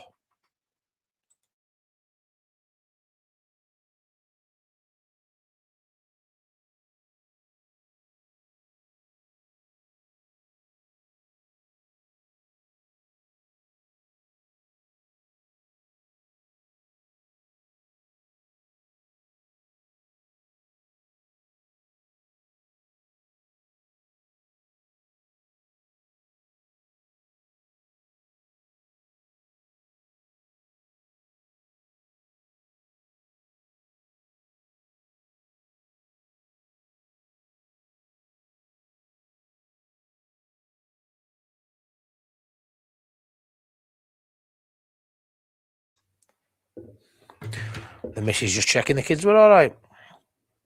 That's Farke to a T. Can't see what everybody else sees. Germans are always so defensive. Sunderland were on their backs more than the lasses at wins. Yes, I suppose. I like that, Gemini. Funny. Please smash a like if you are currently watching. 128 here. I can't honestly. I didn't think there'd be. Well, it might be about 20 if I were lucky tonight. Appreciate it. Thank you. Yeah, smash us a like if you don't mind. Really, really appreciate it. Look like I'm here again. Matt, a Brazilian Leeds fan. Class, Fernando. Love that. Rafinha was our favourite Brazilian. He's some baller. I got asked recently a few times actually. Who would you bring back from? You know, who would you have in your team, past or present? And I said I'd bring Rafinha back. And think of some legends we've had play for Leeds. We've had some absolute ballers, haven't we? But Rafinha, I'd actually bring Rafinha back. Imagine Rafinha in this side. 65 likes. Let's try and get that to 100 if you don't mind. I know I nag for likes, but it really helps the channel out. A like, gets more exposure, gets more people in the room, which is always good for me. So thank you very much. Hey up, Sav Stanley. How you doing, buddy? Hope you're good, my friend. I can't see us staying up on goal difference. West Ham are showing they're not giving up. I can see us staying up, sorry, on goal difference. I just hope we have enough points to scrape into the Premier League next season. However we do it, will do for me, mate. But I do think it's got to be done with a little bit of style, a little bit of it doesn't want to be too tight. I don't think going into last games, especially when we've built up. We built up an 8-point lead at one point. To sort of lose that and be struggling would be a problem. I think for Farke going into next year. Don't know why Farke won't revert to his 4-3-1 when we are playing. I thought that. Like even Norwich in Cup, play 4-2-3-1 like he played in Championship. Yeah, I sort of look at that too. I mean, I love the three at the back. Really like the three at the back. But I do think there's something in that. Yeah, I do. I've said that a few times this season. Kyle says Sunderland knew exactly what to do. I knew at half time it would be either 0-0. I really didn't, Kyle. I really didn't see it. I really didn't. Fulham have had probably best of it, really, but they just final ball's been poor by Fulham. Really poor. They've worked the ball at the pitch really well. Had a few 3-on-3s, a few counters. That final ball, Harry Wilson's missing. That little bit of composure in final third is lacking. Please, Fulham. I mean, it wouldn't be, let's be fair, if West Ham even drew today, I'd probably be all right with that. Just don't let them win. Good to see you, Matty. Great to see you too, Andy, my mate. Hope you're good. To knock it in and kick Farke out, he's proved he's useless. I don't think he's useless here. I really don't. This Leeds team should be top. I don't think we should be top 10. I think we should be 6 or 7 points higher than where we are. It's probably, I think, if I'm honest, for the squad we've got, we should be in and around high 30s now, in my opinion. Should we be on 40 like Sunderland? Sunderland spent a bit more money. Have Sunderland got better players? I'm not too sure. I think we could be in and around Sunderland. What's that? Close to top 10. Whether we should be in top 10, I'm not too sure. I don't think we've been a mile away. It's been margins, very tight margins, as meant with 15th instead of 12th, 11th for me. Really tight margins. An handball here, a penalty there, a red card here, a late goal conceded, a lapse of concentration. Been a couple of inch offside. It's been margins, fine margins. But that's why when you get opportunity, you've got to be clinical. That's why even DCL's missing first 3 minutes against City. Crucial miss. We get a point if he puts that away. Crucial. I have never rated Ampadu, says easy. He can't score. He doesn't play killer balls. He's just a limited player, just like Cooper was. I like Ampadu. I do. He's not a goal-scoring midfielder, no. He breaks up play. He's a leader. He does a lot of the basics well, in my opinion. Pull back West Ham over the top. Thank God for that. Callum Wilson, good opportunity on edge area, hits it over. Decent opportunity with 2 minutes left of the half. He's just not that kind of midfielder. He's just a defense. He's just a DM in it, and he's one of those players who doesn't really get forward. But he's a leader, and I think we're worse when Ampadu's not in team easy, in my opinion. You may not rate him. Some people, agree with you. A lot of people have said he's been poor last 2 games. I agree. But one of those games were against City, and the other game were against Sunderland, where nobody played well, really. Nobody. Bar, I'd say Dan James and Nonto looked all right when they came on. Go on. We didn't go on, Fulham. Oh, free kick. Edge area. Free kick right on the edge area for Fulham. With almost a penalty, that. Are they wanting a red card here, saying he was through and goal? What's going on here? West Ham surrounding referee. King were through then. He was outside the area just, I think. No Harry Wilson, though, for free kick, which is massive. Fernandez. What he threw on goal there? Oh, nah, there were 2 defenders coming to close him. I don't think it's a red card. It was just outside area, I think. He's running into area here, is King. Goes to kick it, gets his leg in. It's a free kick right on edge. It's about a yard out. And, yeah, he hadn't got a red card. There were 2 people covering him. Farke's a cabbage. Leeds 3, Chelsea won to knock a man at match, then drop White. I'll tell you why, mate. He does need to learn how to rotate. He really does. Really unlucky there, actually, Fernandez. He's actually nipped in front of...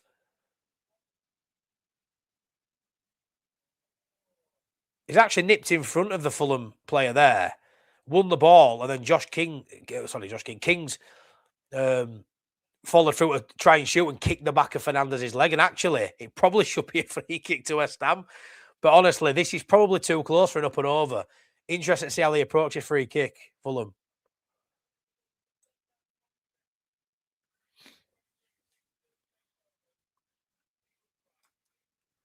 Robbie Keane.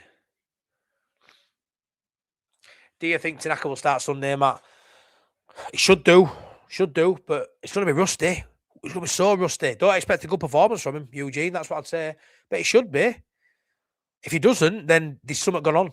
Something serious gone on if he doesn't start.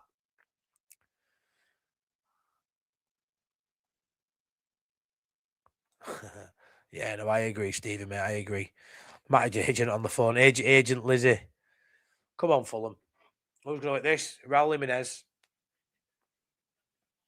Come on. Oh, took a deflection. Goes out for the corner. Oh. Southie. Hi, Maya. Enjoy your channel. If we did get relegated, and I ain't saying we will, but who the hell can we blame because the players have worked their arse off? Yes, Southie. I agree. Who would we blame if we went down? You'd have to blame. I think the recruitment's been really good. You'd have to blame potentially January. You'd have to blame Farke.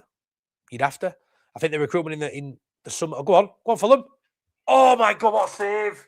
What a save! Should be 1-0. Hermanson. Oh, Fulham. The plate corner really whip it in. Great touch there. King, honestly, that's brilliant by King. What a player that King is, by the way. What a turn that were around defender. Great save by Hermanson with his legs. It's half time. Should have been 1-0 Fulham up death there. Gutted. You'd have to blame Farke. I think the squad's good enough to stay up. They've proven that time and time again.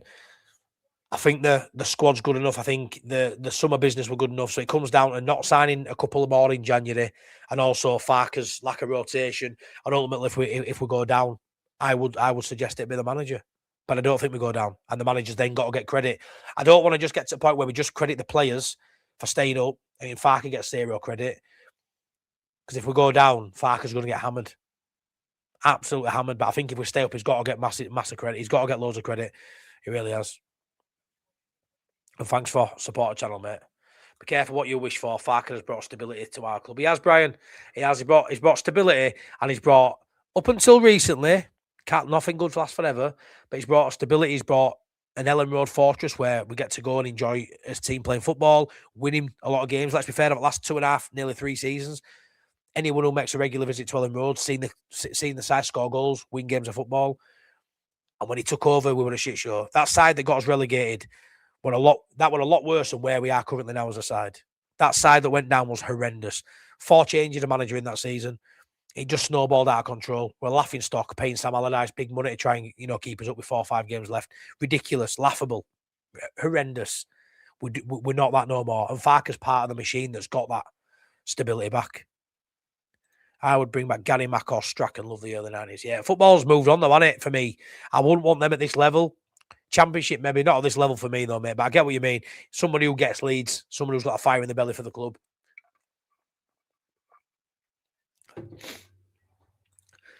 Easy says the 49ers have kept us financially sound whilst getting us promoted. Some fans would rather us bankrupt the club, provide Farke with more bench warmers. I rate the 49ers, mate, I do. I include myself in saying how fickle fans are towards a manager. Done it myself, and it's a thankless job. At least they actually get away.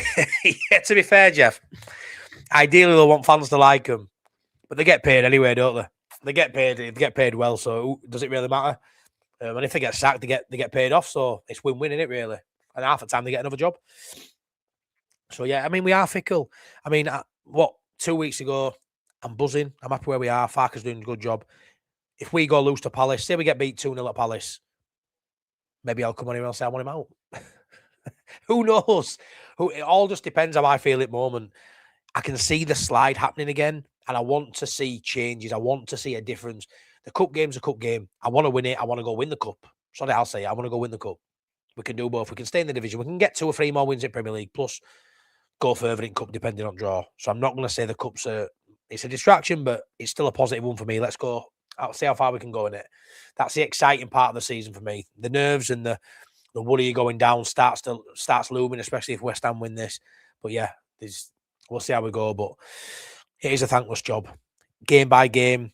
Opinions change, and so they should. You know, if we beat City one week and you think, oh, wow, what a win that one, then you lose 2 on bounce, all of a sudden, you know, where you were to where you are now, it's changed, isn't it? And that's life. So it is a thankless task, and we are very fickle as fans. Yeah, Sebastian, that's the aim, innit? Well, that's the aim for us as fans. Is that the aim for Farke? At some point, and again, try to put context to it. So you look at yesterday and you go, you beat Sunderland, a point at Palace is great. A loss at Palace isn't the end of the world. Lose at Palace now with a negative lineup and a poor performance, it'll feel like the end of the world. It'll feel like it's looming, won't it? Because we've lost his home game. So now a draw away at Palace isn't the worst result in the world, but we really need it to be a win, really. We really need it to be a win. Because Brentford at home, as much as I think Brentford's a winnable game for us, okay, now we could get turned over by Brentford. Of course we could. They're a great side this year under Keith Andrews. That ain't a gimme. No game's a gimme, obviously, but you know, there's a couple coming up. Wolves and Burnley are really favoured us to get 4 or 6 points out of them two. But Brentford, Palace, can we go these two games without a win? Can we go draw, or a loss and a draw, or fucking heaven forbid 2 losses? We need a win. We need at least 1 win out of these next 2, at least. We had Tony. He did some really good form. Feel like we're just about to see best of him. Yeah, it is Sebastian. South of Sunderland had loads of players out. But our lads look knackered and that's not on the lads, is it? The lads the lads aren't going to put their hand. Sorry, the lads are always going to put their hand up to play, aren't they? Always going to put their hand up to play. And let's be fair, the money they're on, they should be able to play 2 games in 3 days. But you know what? They shouldn't have to. They shouldn't have to when you've got a Tanaka who's played 45 minutes in fucking over 2 months. We're now in March. Tanaka's played 45 minutes this year in 2026. You shouldn't have to flog players. Gruev shouldn't be playing game after game. Aronson shouldn't have to. And I understand if you haven't got quality on the bench, but there's an argument that some of these players on the bench are better than the ones who are currently on the field. There's an argument for it. Gruev or Tanaka. Aronson had a really good spell, don't get me wrong. Or Metcher. Right now, Metcher. In my opinion. There's a conversation there for, you know, James Justin, Rodon, Strauch. I think they're all fantastic. But Biol? Should Biol be in there? Probably. There's 2 or 3 there where you look at a bench and go, well, they should probably be starting. Dan James, yeah, bench option now. But let's get him on 60 minutes. Let's get him on 55, 60 minutes if it's not working. Why wait till 70th minute? Why wait till 65th minute? Get him on 55 minutes. You know it first 5 minutes of second half, if we're going to turn it around. You can see it. First 5 minutes of a game, you can see if we're up for it or not. I love that sub by Regis Labrie on 55 minutes yesterday. Double sub on 55, great. Why don't we do that? Take a look at NEC manager from the Dutch First Division. There'll be loads like that out there, won't there? People I don't know. Great research if you know about managers over in Holland. Great stuff, but there'll be loads like that for me. There'll be loads out there. You know, you need to be looking at these talented, young, hungry coaches in other divisions who are looking for a way into Premier League.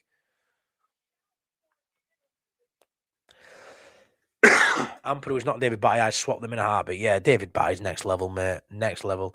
Yeah, no, I don't think it was in on replay back. I think we're lucky to get a free kick in, and I think it should have been the other way. I like Ampadu. We should rotate Farke. Yes, Farke's hairstyle. That's a great name.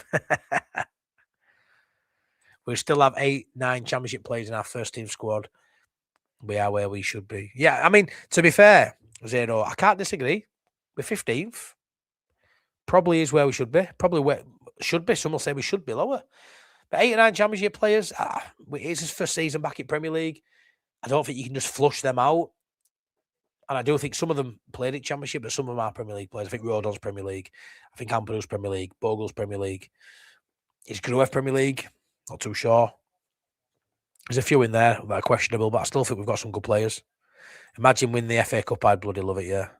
I hate the people who are south of the go, yeah, imagine winning the FA Cup but getting relegated too. Well, why do both things have to happen? Why can't we stay up? Next few games in London, our favourite hunting ground. Yes, Eugene, we love London. It could be very squeaky bum time if we don't perform back to our best, which is in our opponents' faces from the off. Yeah, front foot football, tempo. We've got to play with tempo. We're so poor when we play that lackluster side to side, boring, tippy tappy, slow build up football. We're so beatable. We're so shit.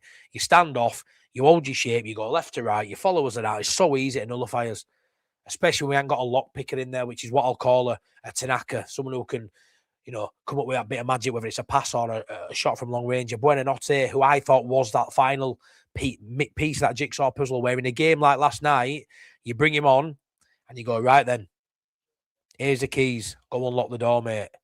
And he's not there because he had a poor performance at Birmingham, because he's not like working hard in training.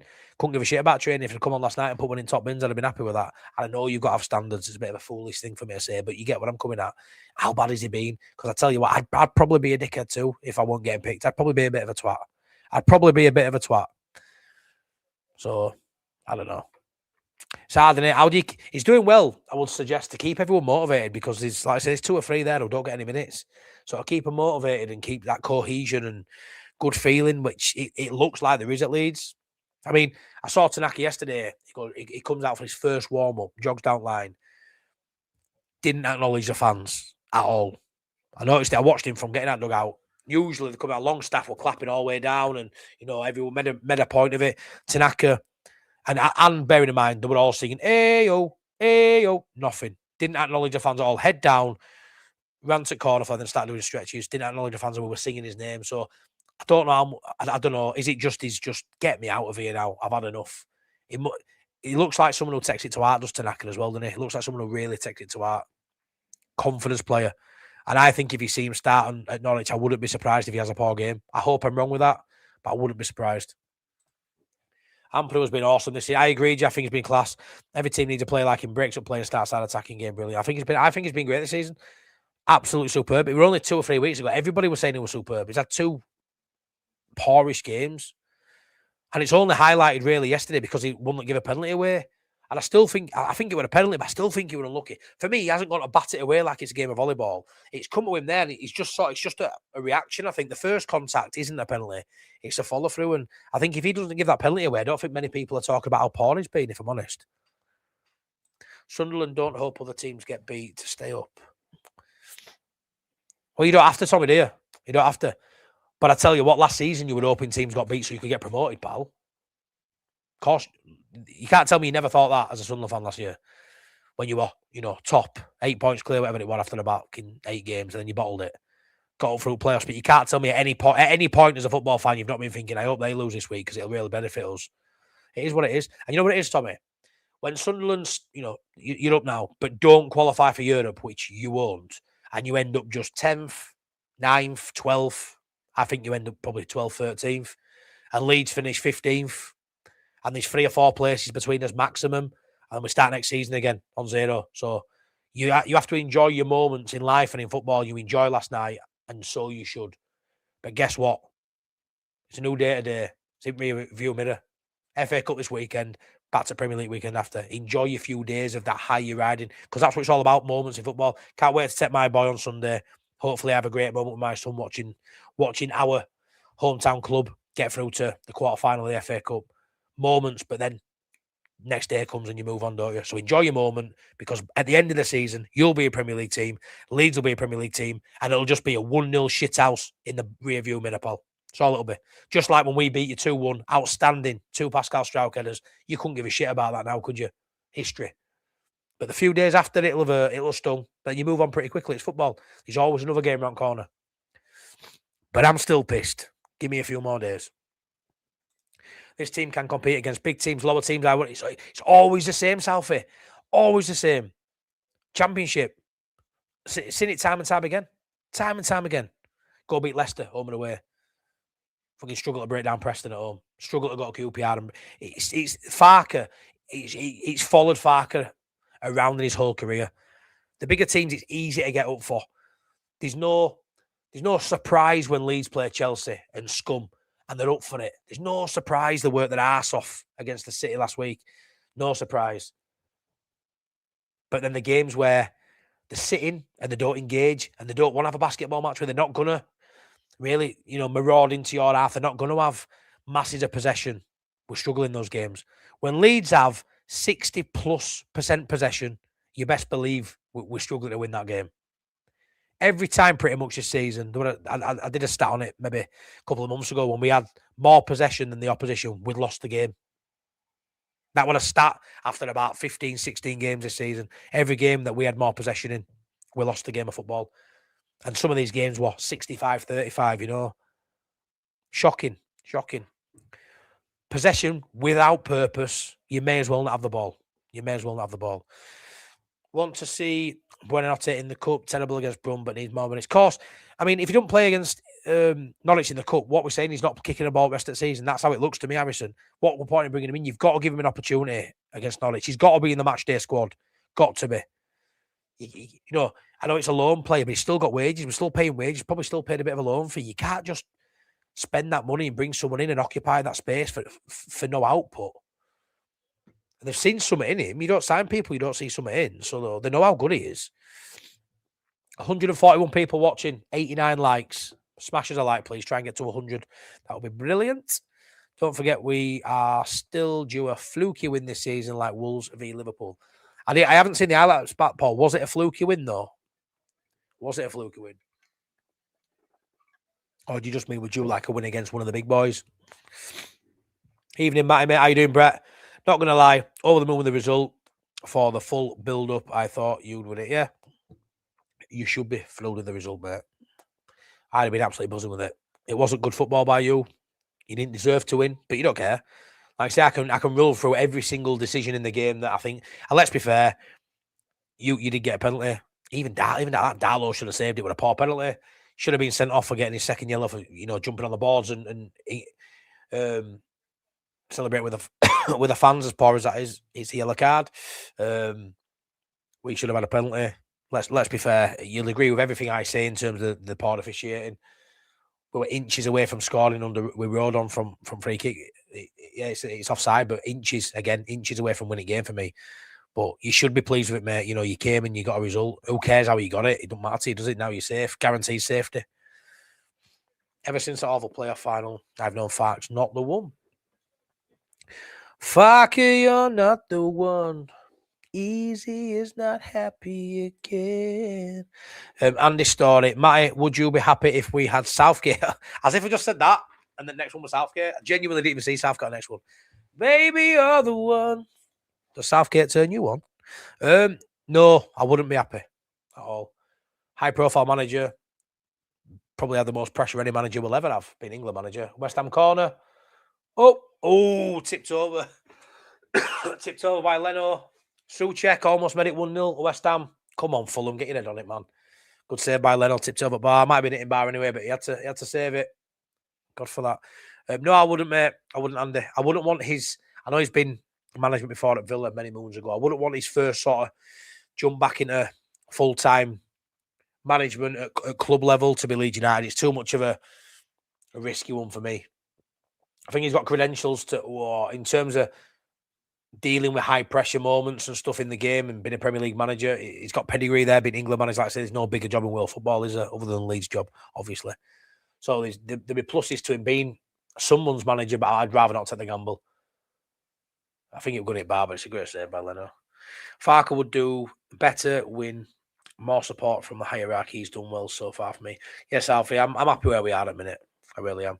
Notts Forest going down instead of West Ham. Jordan, I've said this last few weeks. I just feel like Forest can't buy a win at all. And when you look at the form, I mean, to be fair, Forest have been in pretty good form as well of late, but I just think the new managers come in. They've had no bounce at all.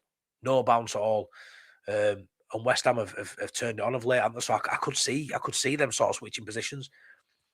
I do think Forest are too good to go down, but I've said that about West Ham, but in my opinion, one of them goes. If we stay up, we'll need regular/trusted partner for DCL and some high-quality winger options. Yeah, that's why I wanted Strand Larsen when we were in for him. I thought him and DCL at the top would be class. Because as much as I love Metcha, I love the idea of another big physical player alongside DCL. Does it have to be Metcha? You always want to upgrade. I'd like Metcha to have a bench role next season, similar to what he's got this season, but I'd love us to go over two up top. Great ball. Oh, lucky. Ball goes through to Hermanson, and it's a West Ham. Yeah, West Ham have possession again. Simon Lee, hey up, mighty lad. Been watching and liking your content from Spain, as always, Simon. Thank you. Rarely comment, but always watch. Keep the faith and great work. Thanks, Simon. I know you do, mate. I know you're always watching on a sun lounger somewhere. Be nice and warm and tanned. You bugger. Yeah, thanks for the support, mate. Really appreciate it. Kershaw, my mate, how you doing? Love seeing you again yesterday, mate. Always nice to chat with you, buddy. Oh, go on, Fulham. It will be that left-hand side. Oh, hold on, go on. Oh, penalty. Penalty, Fulham. Come on. Penalty, Fulham. Come on, Fulham. Come on. Get in. Come on, Fulham. Kearney gets caught in box by Tati. Get in. Whoever is in charge of recruitment at Leeds needs chasing. It was a shittish pen in everywhere. Yeah, it really was. It was a shit pen. So he's cut back from Iwobi. Great cut back. He's running onto it. Here's Kearney. And as he's took his leg back to swing, it's an harsh one because Tati's literally stood behind him, about a yard behind him.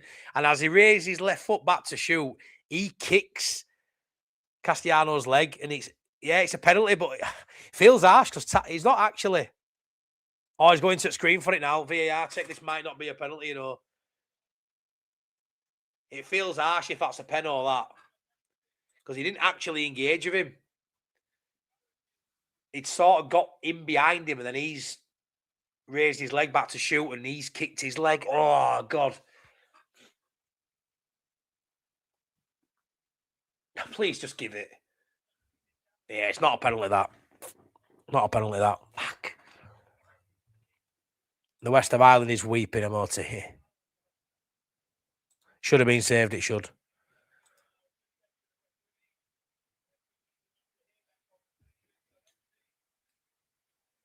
He's coming back now. He's having a look at the screen. It's not going to be a penalty, that, I don't think.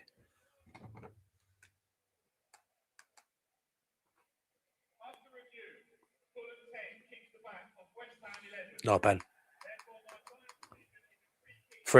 Free kick, West Ham. Ah! God's sake, man.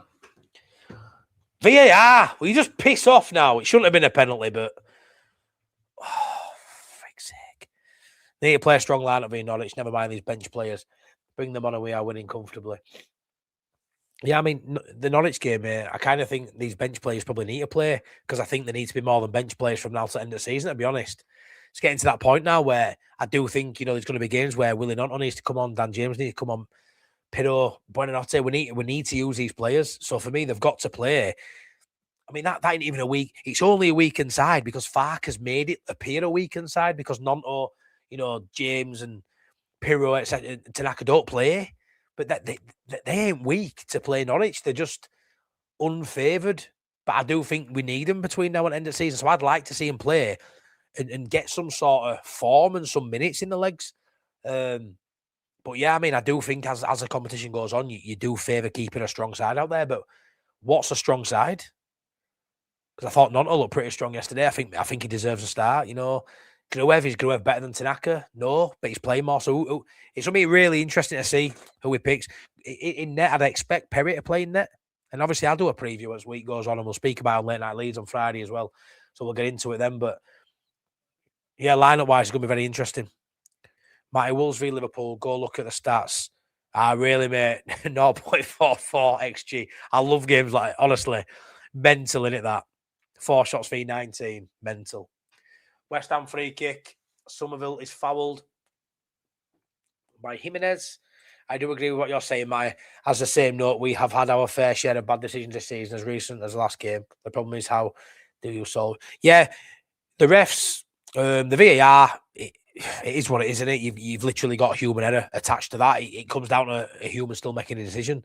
They can't even draw lines on straight with offside still from time to time. What I will say is, though, Brett, and we've had bad decisions all this season, but the bad decisions you've had this season, fucking not to do with us. Do you know what I mean? So as a Leeds fan, I'm just like, I couldn't care less that you got Robert Green on that game because that doesn't do me no favours. Do you know what I mean? Like, I understand as a fan, I'd be saying the same. You know, well, we've had this, we've had that go against us. So, the fact we had something go for us is great, but it doesn't cleared by Fulham. Yeah, it doesn't help us out at all. But yeah, I fully get that. It's football, you know. You like think over the course of the season, Brett, it balances out where you know if you get 5 or 6 really unlucky calls and you feel unjust, you get 5 or 6 that go your way. That's where you sort of hope in football to balance out. It doesn't always appear that way, you know, go that way, but you know, 9 times out of 10, I'd say you pretty much you do get a few going, a few against you, but yeah, the fact that you've had it a bit rough at times doesn't do no for me, mate. I enjoyed your swear fest because that's exactly how I felt. 55-year supporter, Farke tactics frustrate me like no. Thanks, Kelvin. Appreciate that, mate. I'm just myself, and I tried cutting into some of them. It's cleared. West Ham cross, no one there. Is he going to go out for a go on, Bassey? Offside, Wilson. Fulham free kick. Yeah, so it is what it is, isn't it? I can't change who I am.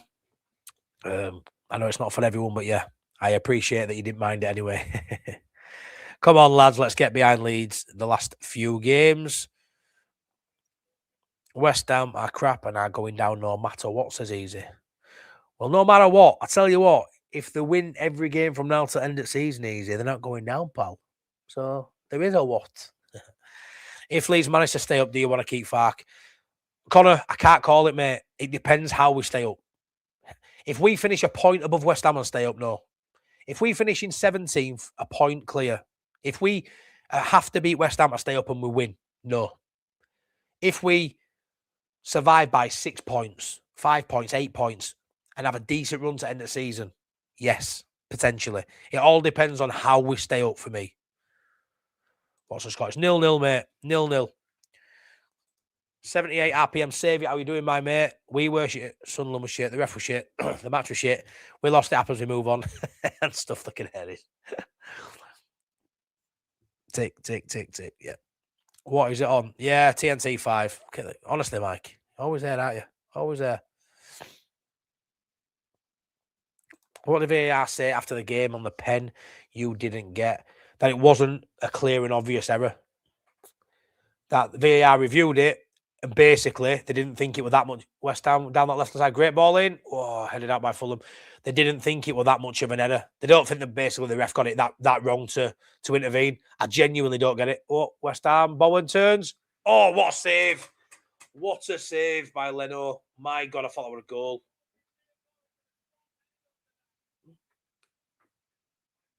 Bowen offside anyway. God for that. There he is again, Mike. That old chestnut, yeah. I don't get it. And Brett, regardless of game and stuff, yeah, 100% that would a penalty, wasn't it? You can't put 2 arms around someone's neck. This is what I said to a mate earlier. That there is a sin bin and a penalty in rugby league, which is a physical sport, which puts football to shame. That's a penalty in rugby league. Fulham building up on that right-hand side. Get that ball in. Come on. Good cross. Bowen heads it out. We're all behind the squad, but Farke has split the fan base. Yeah, and he always will. He's never had full backing, has he? He's never had the full backing, rightly or wrongly. Philippe, Chelsea fan, say hi to the folks from the state of Minas Gerais. I'm murdering that pronunciation, sorry, Brazil. More specifically, my city, Jabatuá. Mate, I've got no chance. Your city in Brazil, fantastic, Philippe. Hey up. Hi. How do thou do in Brazil? But yeah, hope it's lovely where you are, mate. Never heard of that place. Brazil, brilliant footballers. Thanks for dropping by. If you're new, subscribe, Philippe. I can't. I really can't. Mike the Boltunian, the house Boltunian, who's in the room, as always. Do you know in Bolton, people, yeah? Obviously, my mate Mike, big Leeds fan. Bolton, lived in Bolton, though, right? Can you believe they eat pies in sandwiches? They make bread, pie, bread. Imagine if I lived in Bolton. Imagine how big I'd be. Jesus wept. I'm trying to watch what I'm eating now because the footage is looking a bit, come on, Matty, now. You're getting a bit too plump. Yeah. But could you imagine eating a pie sandwich? A Wigan kebab, it's called, I think. Mental. I bet JJ Cottage, Ivan Campo and Jacques, I have never ate them when they played for Bolton. I bet Allardyce did, though. Brett, definitely a penalty. Like to think I'm pretty fair. This is what I'm saying about refs and VAR. If we can't cut out the human error, we can't improve the decisions. Yeah. And you know, bang on, Brett. And I think if you can't cut out the human error with VAR, just get rid of VAR and just go back. Because I can deal with, you know, two linesmen and a referee getting it wrong. You know, we'll always say, okay, now that should have been this, that should have been that. Obviously, that's human nature. But when it goes to a panel, a screen, and they can watch it back and they still get it wrong, that's infuriating. Just go back to the human error of the three men on the fourth official, the people on the pitch, and if they miss it, they miss it. Because the fact they've got the luxury of watching it back and slowing it down and all that. Oh, West Ham on a break here. Tati. Castellanos plays out. Oh my God, nearly an own goal. My God, that'd have been a bad one. Good save by Leno. Almost an own goal, that. West Ham looking dangerous on counter. The Wigan kebab, says Peter White. Pie in a barm is Wigan food. Pasty in a barm is from Bolton. Same thing, mate. Don't try and get posh because one's a pie and one's a pasty. It's pastry with a filling inside bread. And the bread just ain't needed. A pie is a whole meal on itself. It is what it is. The filling, you've got your top, your bottom, and your side. You don't need to add more tops and bottoms, Mike. Don't need to. I'm probably just jealous I've not tried one. I'm not a big pie fan. Somerville cutscene. Oh, no. Oh, my God. I've West Ham not scored. Somerville does what he does best. Cuts in from the left-hand side on his right foot. Nuno's just not got a clue. Whipped it in. Callum Wilson's missed it in middle of goal, and Souček at back post has missed it too. Honestly. Oh, my God. How they missed that? 3 of them. Bowen's missed Ed. Wilson's missed tapping. Back post. So I can't believe they've all missed that ball. It's coming for West Ham. It's coming. Come on, Fulham. 2 subs coming now for Fulham. Kevin and Muniz. Kevin and Muniz coming off. Sorry, Smith Rowe coming off, I think, is it? Jimenez coming off, definitely. Muniz on. Oh, no, it's King's coming off. He's had a good game as King. Smith Rowe stays on. Callum Wilson's coming off for West Ham. Should have scored then.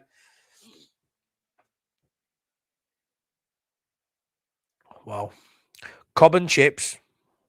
I love a sausage roll, boy. Sausage. Why, though? It's just not needed. It's just not needed. Forrest just scored. Are you joking, Mark? He hasn't come up on here yet.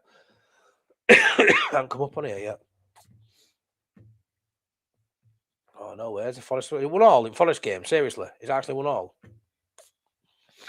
Let's have a look. Jesus, what Morgan Gibbs White, of course it was. Wow, won all in that game. Chelsea beating Villa 2-1. Villa have been poor of late, haven't they? Well, I just like food. Yeah, me too, Dave. Me too, mate. Carbs. Thing that scares me is if West Ham get a draw here, they need just one more win. Overtakes the next day. Then it all comes out of the last game. Yeah. Ernie, I really don't think it comes out of the last game. But guess what? I really thought Leeds would win 3 or 4-0 last night. So what the fuck do I know? Why have I even got a channel? To make myself look a fool. That's what the kids will tell me. Going with that. Brett, you should be fine. Can't see West Ham, Spurs and Forest all pulling clear. So 6 points doesn't sound insurmountable, does it? But 6 points in 9 games to go when you haven't got that many wins over the season, it's hard to sort of envisage us not getting a couple of wins and West Ham getting so many wins. It's like if West Ham say what to lose tonight, which let's hope they do, which it's not looking likely at the minute. It's like they've got to win half the games and hope Leeds don't like get more than a win. You know, it's hard to believe. Yeah, they are missing chance after minute. Yeah, Gibbs White, love Gibbs White, great player. Car has gone to Poorly Car Hospital. Should have it back Friday, fingers crossed. Nobody's doing. If you don't, I'll sort some out. But yeah, hopefully your car gets fixed soon, my mate. Yeah, I've seen Ernie. Won all, Morgan Gibbs White. That'll be a shock, won't it? If they get some of that, even a draw against City. My God, we couldn't do it at home. If they do it away at the Etihad, fair play to them. They haven't had a new manager bounce. West Ham down left-hand side. A great play by Somerville. Fernandez is in. Cuts it back. Blocked by Fulham. Get rid of it, Smith Rowe. Get rid of it. Well done. Come on, Fulham. Yeah, Felix. It's starting to win him, maybe. Yeah, it has got a 1-0 shithouse win. Bowen attacking here for West Ham. Oh, no. Oh, almost felt some of the box there. Leno comes out and gets it. I want Lucas Met just sold in the summer. Emmett, what? That's crazy. Are you saying that because you think we'll get a lot of money for him when he were a free? Or do you not like him? I mean, I think Metch's, bearing in mind, he seems okay with not being a starter. And I think as a bench option, I think he's a great bench option. In my humble opinion. If you're watching this, 171 people, if you're watching this and you haven't liked, please like. And if you haven't subscribed, please subscribe. I'm only 58 subscribers away from 6,000 subscribers, which is mental. So I'd really appreciate it. Kevin into Smith Rowe. Corner ball. Come on, Fulham. Todibo puts out for a corner. So yeah, please subscribe if you haven't already. I'm pushing 6,000 subscribers, which is mental for me. Yeah, it's showing you Forest goal now. Tell you what, that's shocking by City. That is shocking defence. Everyone wants Spurs down, but I would love to see Forest and Wolfie go down. Also, I think they go down. They will be. I could see that too. I think they've got the owners too. Yeah, it's not a decent environment, I don't think, for. Oh, go on. Oh, corner comes in. Come on, Fulham. Get it back in box. Iwobi whips it in. Good ball. Great ball. Oh. Smith wrote back post. It felt him as well, but same effort. Man City back in front. Too injury prone for me.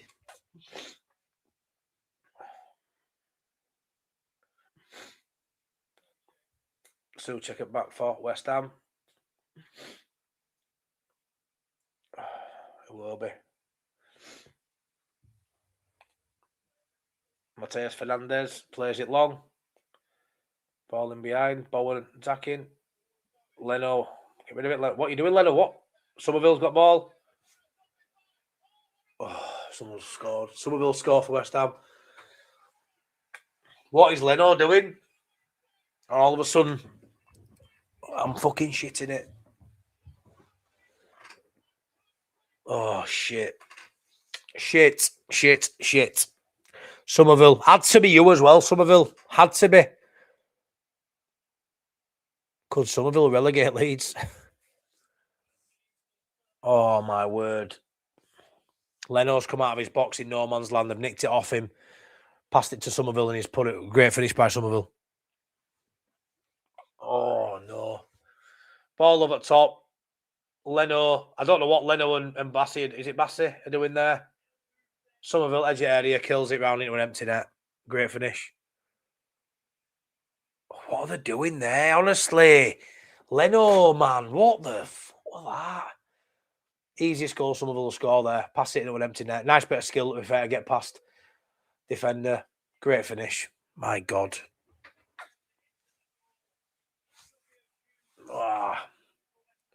This is getting worse and worse, this last 24 hours for Leeds fans. Come on now, Fulham. Come on, Fulham. Gutted. Absolutely gutted. Shocking, that. Absolutely shocking. Fuck's sake. Can't believe it, man. Shut up, Dave.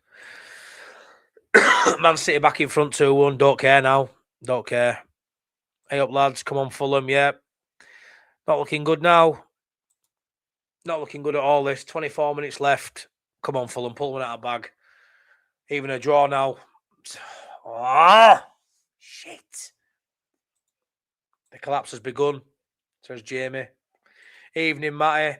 Hope you're well, mate. Shaggy. How you doing, mate? How you doing, bud? I'm good, mate. Well, ish. I'm ish. Good, Shaggy. I'm fucking gutted. Gutted. If West Ham went down, which they won't, I'd have Somerville back. He's better than our wingers.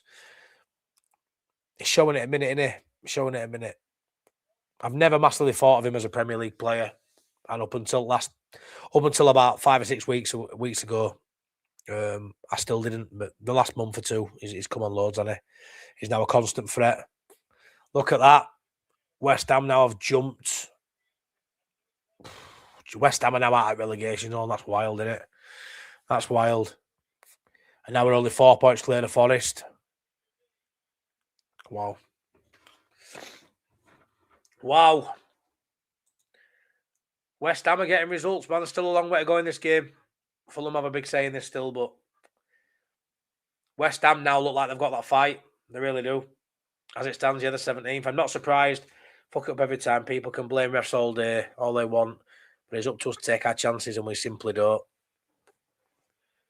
Iwobi. Oh, it's a nice effort by Iwobi if it goes over. Yeah, I know. We haven't of late, Freddie. We haven't of late. Somerville going to send Leeds down. Jason Darling, that'll be some story, wouldn't it? I hope that doesn't happen. I don't think it will happen. But currently, I'm going to lie, I'm worried if they win this game. I'm stressing a bit. If we fail to keep winning at home, we are going to be in big trouble. We are. This happens.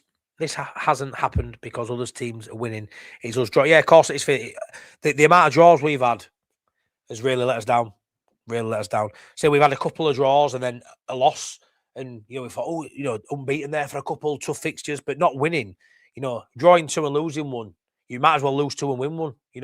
West Ham when they've had decent performances, they've got wins. Hence why they've sort of pushed on. Look at Wolves all of a sudden back-to-back wins. Something we haven't done this season, back-to-back wins. This is why Farke shouldn't treat games so lightly, playing for draws. Yeah, I mean, you look at West Ham here, they're going for it. They're going for it. Points dropped when winning this season. West Ham are the most on 20. We're fifth on 17 points dropped. But West Ham have dropped 20 points, from winning positions. So it's still not over for Fulham yet. Still 9 matches to go. So too early conclusion. Yeah, of course. Don't panic, Captain Mannering. This is why we built a buffer. Love that, David. Love that. Either Forest or West Ham going down for me. Probably Forest. Leno collects this one. Absolute joke how we looked yesterday in a must-win. Don't need Somerville. We play without wingers. Yeah, to be fair, yeah. He'd only bench him, wouldn't he? He'd only bench him. They just showed we've dropped 17 points from winning position. Shocking. Yeah, Freddie, I don't know if you knew that, yeah. Well-known fact the last few weeks, it's been everywhere, highlighting the half frailties. If we'd have only taken 5 or 6 of them, we wouldn't be in this sort of what looks like is going to become a mess. But we haven't got City and Arsenal the next 2 games. We've got Norwich in Cup. Let's handle that. And then we've got Palace away and Brentford at home. Not easy games by any stretch. But if you were to pick back-to-back games, 1 away and 1 at home, they'd be on the list, wouldn't they? They'd be on the list. They'd be higher up the list than some of the games we've had recently. So can we get 3 points out of them? Can we get 3 points out of them next 2 games? Can we win 1, even if we win 1 and lose 1? Don't want to see an unbeaten run of 2 draws. Can we win the first one and then go into the game against Brentford at home and hopefully get something else? 6 points on cards there. 4 points is definitely on the cards. I don't think we lose both of them games, but yeah, a couple of draws is probably going to get to a point where it's going to be no good for us. Every point counts, I get that. But we need a couple of wins and we need them quick.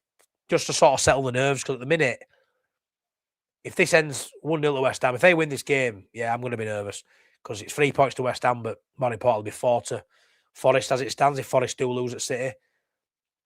But a gap of 4 to Forest doesn't seem that well. Doesn't sit right with me really. It's too fragile. West Ham fans are buzzing without looking at them all. Nervous. Try to hold on. If they know it's huge, they know it's huge. But they've turned the forms around and he's done well as Nuno of late. He's put a attacking side out and they've gone for games. West Ham have gone for games. Away from home, they've gone for games. They're not sitting back. The destiny's in their own hands. Let's win a game of football. Let's keep winning football games and we'll stay up. And that's what they've done, West Ham. And they've come out of absolutely nowhere. And the last, 10 games, they're right up there. Right up there in form table. Playing with bravery, playing with freedom. Not scared, having a go. Getting the better footballers on the pitch and on the ball, more importantly. We aren't really doing that. Don't panic, lads. I built a buffer. West Ham have a better team than Leeds. I won't massively disagree with that, Jason. I probably would agree. I'm shocked West Ham and Forest are in the conversation to go down. I really am. I think Forest have got a better side than West Ham. And they're currently below West Ham now. Too early to panic. Still 9 games to go. And you have some very winnable fixtures. Yeah, nothing to worry about, says Mr. Sean Healy. The Somerville bobblehead he's going in the bin. You get it in bin.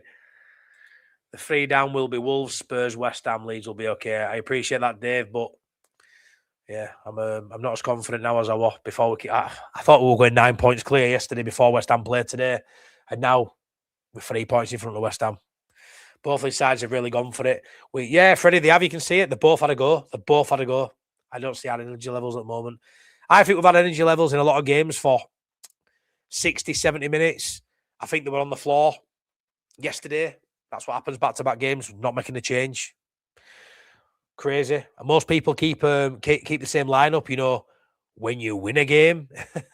We'll keep the same lineup because we won last game. We lost to City and they and they kept the same team. Farke doesn't win any away from home. Not many, mate, does he? Not many. Just the one this season. Not very good. Somerville will send us down the last game of the season. Shut up, Mr. Farke's hairstyle. Do not put that out there in the ether, please. Why I couldn't believe some were saying we aren't in the battle when we were only 6 points clear. We're in the battle. Didn't feel like we deserved to be in the battle because I feel like we've done so well. Too many draws, too many points lost from winning positions has masked really the point that we have only been 6 points clear. It doesn't feel like we should be down there. The last couple of games, it's and right now it feels shit. But before City, even after the City game before yesterday, it felt like we'd done enough to be out of it, really. But we haven't. Matt LFC, I worry that Farke will be even more defensive minded now. He won't go for it, and I think we go down. I can't believe this turnaround, guys. I can't. I understand it. I just can't believe none of this talk a week ago. None of this talk. Gutted. We're even having conversations about Farke next season, going down this season. Where were this talk a week ago? It wasn't there, was it? Now look at us all. We're all stressing. Come on, Fulham.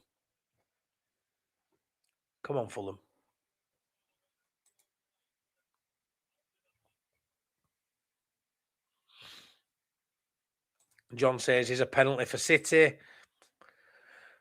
Now we do need Forest to get beat. Harry Wilson not playing today. Typical, innit? Absolutely typical.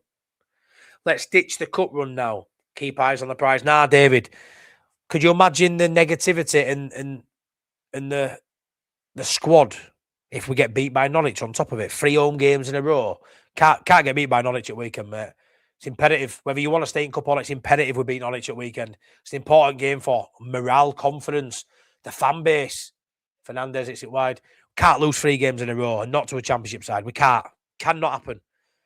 He's got to win that game on Sunday to halt the negative momentum that's really building up now for Leeds United. He will do a Leeds. I think Farke has the worst away form in record in Premier League history. I think he probably does, mate, with his time at Norwich added to it, yeah. I've always said that, Emmett. I've said that for a long time now. Fair, Jamie, fair. Not given. Thanks, Emmett. Just spent €350 over flights and tickets. Can feel how I want. I don't know where to go. I don't even watch Connor so quiet. It's the start of the season that hampered us. Yeah, Peter, we started off really, really sluggish, didn't we? Didn't really know his best lineup, didn't know his best formation. And yeah, really slow start to the league. Whereas Sunderland, who came up with us, had such a positive start. Fair play. Tom, hello everyone. Just seeing West Ham are winning. If we did get relegated, then Farke is to blame. We have been relying on other results for way too long. I'd agree with that, mate. I would agree. Do you reckon Penny would have saved that pen yesterday? I don't know, mate. I think if the same penalty gets played, another 9 times, Darlow maybe saves majority of them. I don't know, maybe. But like I say, retake it again and Darlow might save it. It was just one of them things. No one will be hurting more than Ampadu for giving it away and Darlow for not saving it. He got a hand to it. When you get that much contact on a penalty, you should save it. Go on, Fulham. Worked into box well, but West Ham countering again now. Well done, Fulham. Back to Leno. Farke's in-game management is very poor, says Tim Barrett, and could ultimately cost us. We must go back to 3-5-2. DCL can't play top on his own. And DCL's frustrated. I'm sure if you bumped into him in the street and had a conversation, he'd say, get Metchin up top with me. Get Nonto up there with me. Get another body close to me or another couple of bodies close to me. That's what he needs. He needs a striking partner next to him. Metcha for me, and he needs someone like a Tanaka or a Longstaff, a Buonanotte, somebody pushing up from midfield as well. You know, for these knockdowns, these layoffs, you need a couple of bodies near DCL for him to be effective. It were working. Go on, Fulham. On right hand side, chipped into the box. Oh, headed by Mooney's over.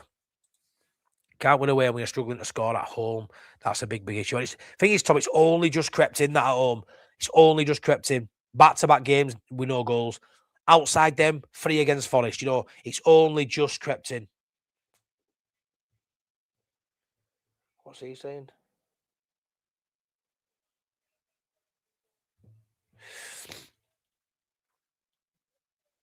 Fair point. I don't always get it right though, mate. But I do think we need to win on Sunday. I understand concentrate on the league over the cup. I get people saying that, but we cannot lose to Norwich at weekend. Scum have red card in their favour for the change. If Leeds went down, and I don't think we will, but wouldn't it make more sense to keep fighting? No, Dave, it wouldn't. I know what you're saying. He gets up. He's the best championship manager in history. I think 3 title winning promotions or whatever. I think if we go down, it's too toxic, and you'll need a change. You'll have to be freshened up. I get what you mean. Farke for another side, yes. You know, if we go down, if Wolves wanted to, obviously they've already prepped for their championship season with the manager they brought in. But if Wolves were to bring Farke in, I'd understand it. Yep, chance of getting back up. He'd have to leave Leeds United if we got relegated. He'd have to. The fans would be more than a 50-50 split if that were the case.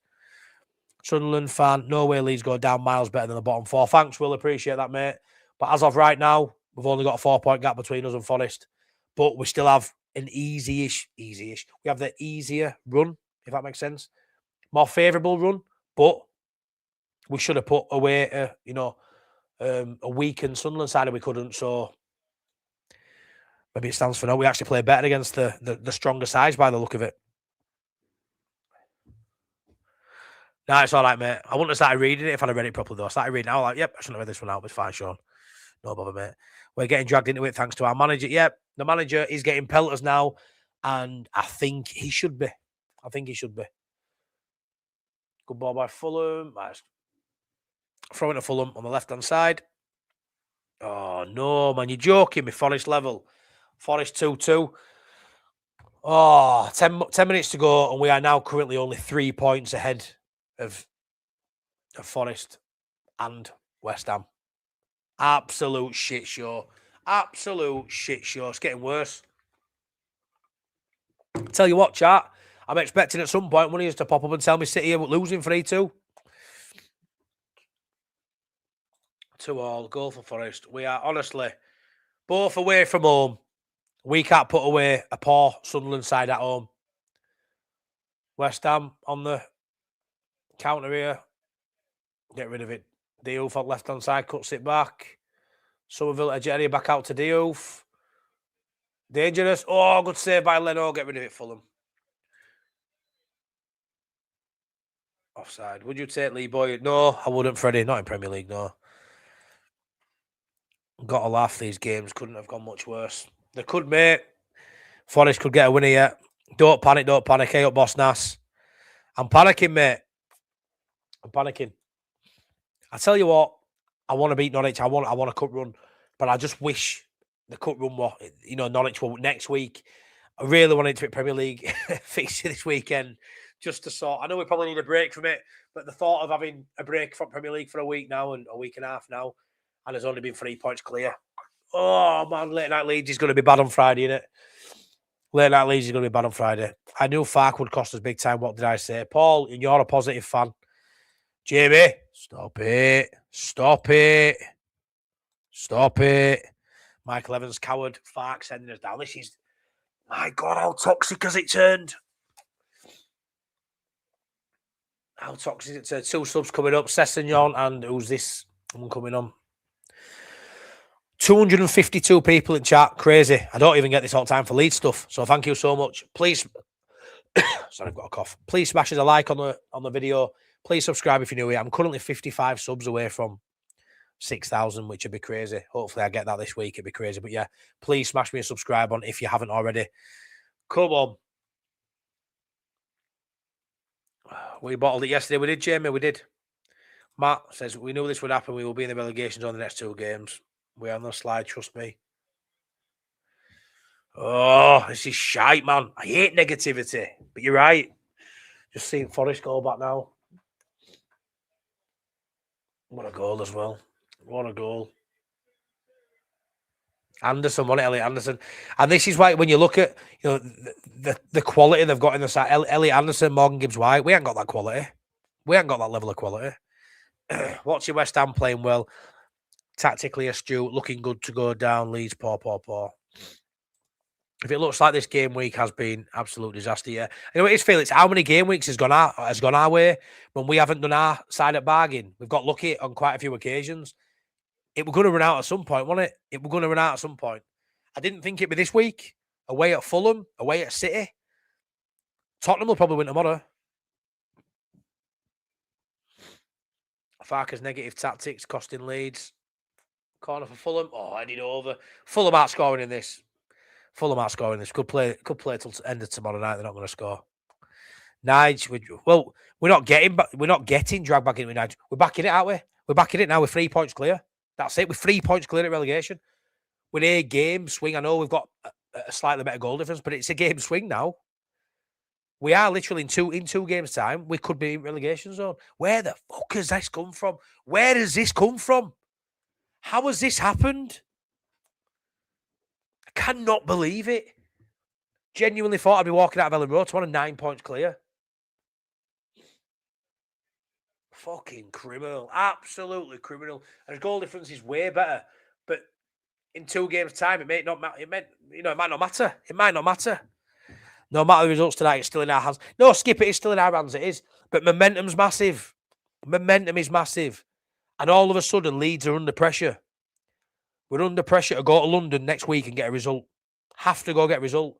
Because these are getting a result away from home. We have to start. We have to aim to pick up a win away from home. And those home games, you best believe we best be winning them. Best believe.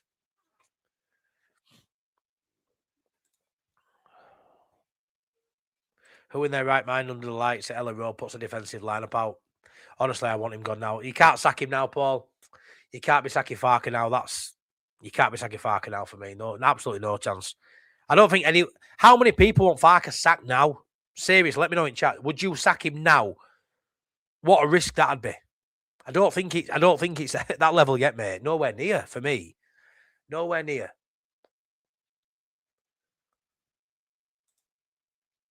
Give anything off Somerville back. Forest and West Ham are both good enough to go on a winning run. We need to match it. Yeah, Dave, I agree. They've got the players. They really have. And, Forest, we've seen them. Meet Fenerbahce or Besiktas in Europe, 3-0 away from home of a week or whatever. It might be at home. But again, showing the qualities there, it's. I've always said West Ham and Forest have better sides than us. Even Tottenham, they've got a lot of injuries, but out of those sides, we've probably got the weakest squad, especially squad because we don't use the full squad, do we? But I thought we had the most together group, and I thought we'd do enough. Also, Stack had 4 free kicks last night and fluffed every one of them. Yeah, the only good delivery was the offside goal, wasn't it? Next game, Palace away. We have a great record against them in London. This is shocking, absolutely shocking. Farke did this last season. We were flying and went on a run. Yeah, we did. Yeah, we were slipping it one way towards latter end of last season. Then we kicked into action and got over the line, didn't we? Palace, Brentford must wins, but Farke will go for a draw. Yeah, I mean, I'd set 4 points now in those 2, Jamie. I'd bite your hand off for 4. Don't look likely a minute, though, is it? Fulham corner. We fucked it, Jamie. Fucking well. Bogger than me here. Farke did this last season. Yeah, I've just read that out. My head's gone. It's always a Leedsy thing. Opportunity last night to go 9 clear to West Ham. Leeds seem to bottle big opportunities. We always have done, haven't we? It's the Leedsy way, innit? What I'd give for a Fulham goal now. I'll probably celebrate like a Leeds goal. No, first half I did well, Jamie, getting in and around, but the final ball's been shocking. Oh my God.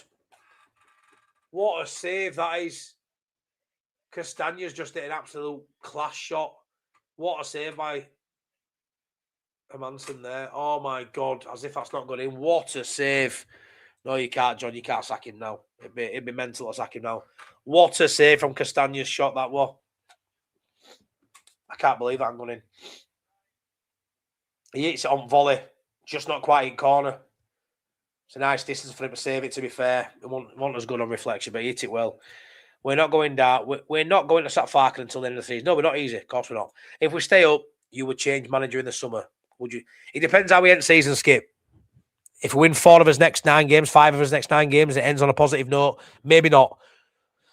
Do I think it'll end that way? Maybe it's going to be tighter than I thought. If it's tight and we're struggling and we're worrying, then yeah, I'd probably change manager. But again, I'm not going to sit here and say right now I'd sack him.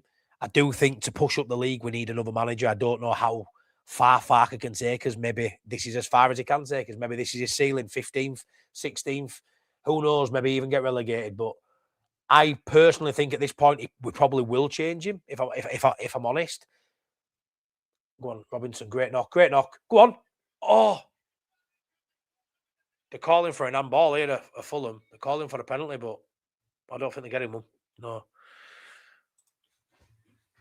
Need to win 3 of them 4 home games. I can easily see us not picking up a single away point. I think we'll get points away from home. Whether we'll win one or not, it's another matter. Yeah, I'm starting to think somebody he'll move on. They nearly moved him on last summer, didn't they? I want him sat for 2 seasons, says Michael. The man the in-game management's a shocker, an absolute shocker. I literally feel that run-of-mill fan that's sat in Ellen Road could make some better calls at times in game. We're all calling for the same sort of subs, aren't we? And he just doesn't do it for another 10, 15 minutes too late. Go on, Fulham, working it well. Free kick? Oh, no. West Ham now will counter. Fuck's sake, this is shocking. Oh, Fulham not scored. I mean, they've been in and around it, but they don't look like they're going to get one now. It looks so comfortable now. It did, Stephen. That's where I'm at. Literally no stress at all from me. No stress at all. And now all of a sudden I'm shitting myself. Now I'm sat here touching cloth. I mean, to be fair, the amount of points West Ham have won currently, in their recent run of good form, it's been down to Somerville, hasn't it? Somerville's has he got 6 goals in 8, 7 in 9 or something? He's got them the points that ultimately, could send us down. He's in red hot form. And you need goal scorers, you need people in form. And guess what? We had one in Calvert-Lewin and we've stopped playing to his strengths. Can't go to West Ham. I didn't think it would, Nige. Maybe it won't. Maybe there'll be more than 3 points in front of us by then.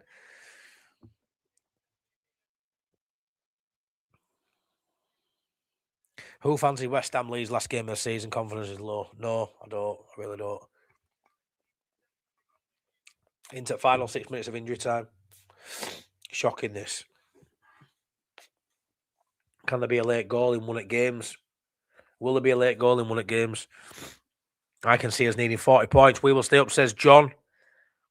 Not getting in defence, strength and strike force.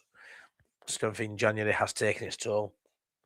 Just a couple of players, we need in January, but just a lack of rotation. You know what it is, Carol? It wouldn't have mattered who we brought in because he probably wouldn't have played him. It's the lack of rotation. And we said this last year. We said this year before. He hasn't done it.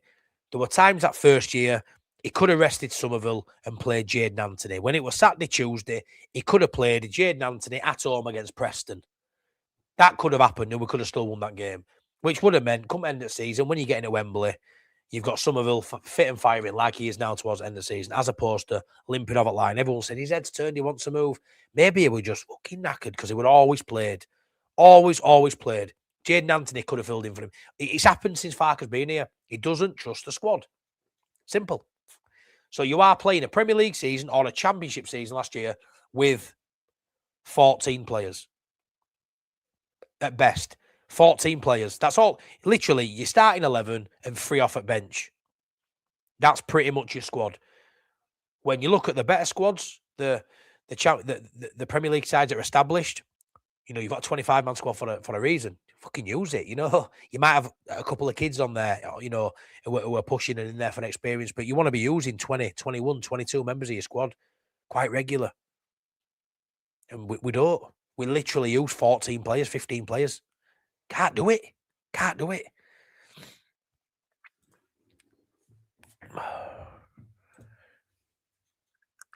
Yeah, City struggle to win when the rest don't help. This is why we can't rely on others. What I will say though, digital technology, the last few game weekends or when we have needed to rely on, when we haven't done our business, a lot of them have gone our way, to be fair. A lot of them have gone our way. This is one that hasn't and isn't, but we've had a lot go our way. But yeah, you've just got to take matters in your own hand. And what I'll say is we've been on a tough run, we've had some really tough games. Should have won yesterday, didn't. Still got some very favourable games to come. Our running of 9 games compared to the other sides in and around us is very favourable. But yes, this is going to send shockwaves throughout the Premier League. There's going to be loads of other fan bases coming over, interacting with us Leeds fans saying, Leeds are falling apart again. The song was sung yesterday on the terraces of the away supporters at Ellen Road. That's what happens when we concede a goal every time. Leeds are falling apart. Right now, if I were an opposition fan, if I weren't a Leeds fan, I'd be looking and saying the wheels are falling off. We're a little bit more together. We know what's going on. We know everything inside the club. There's no toxicity. We know from top to bottom, everyone's united. But, question mark, is that enough?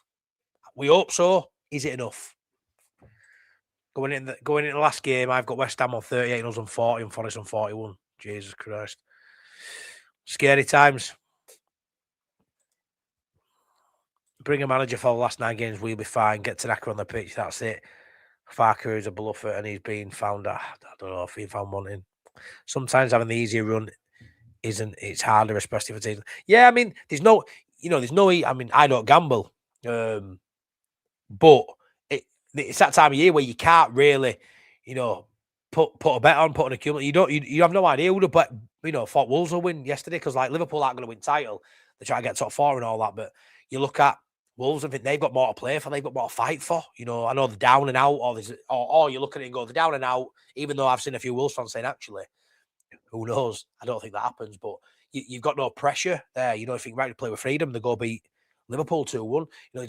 Games like that now at this time of the season where someone at the bottom can beat someone at the top because maybe there's more riding on it.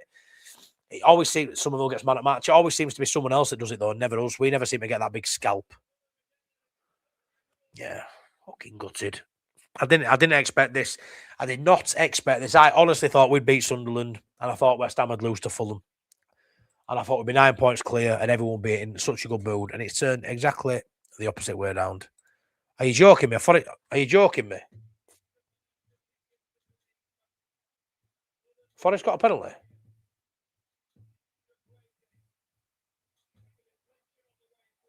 No, Forest hasn't got a penalty. Oh, fucking hell. Shit me up then. Okay, don't do that to me. Whoever's getting us relegated. Amundsen and Ampadu need to be rested. They have played too many games and have dropped off. Pre-season tournament USA will set us up nicely for a good start in the Champions. Shut up, Boss Nas. Shut up.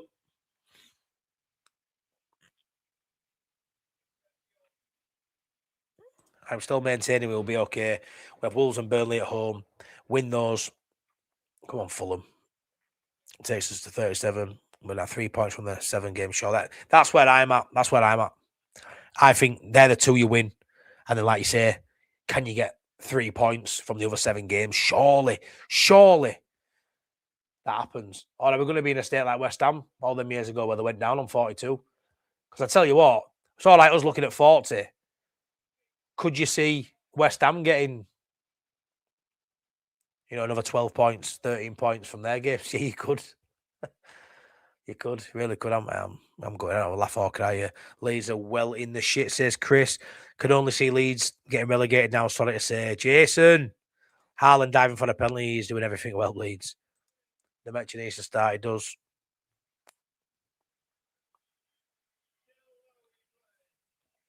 Seven games added on at City. Wolves will be tough now. Oh, I thought I want a penalty for Fulham. Goalkeeper dropped it. Oh, fuck's sake. Good. Good.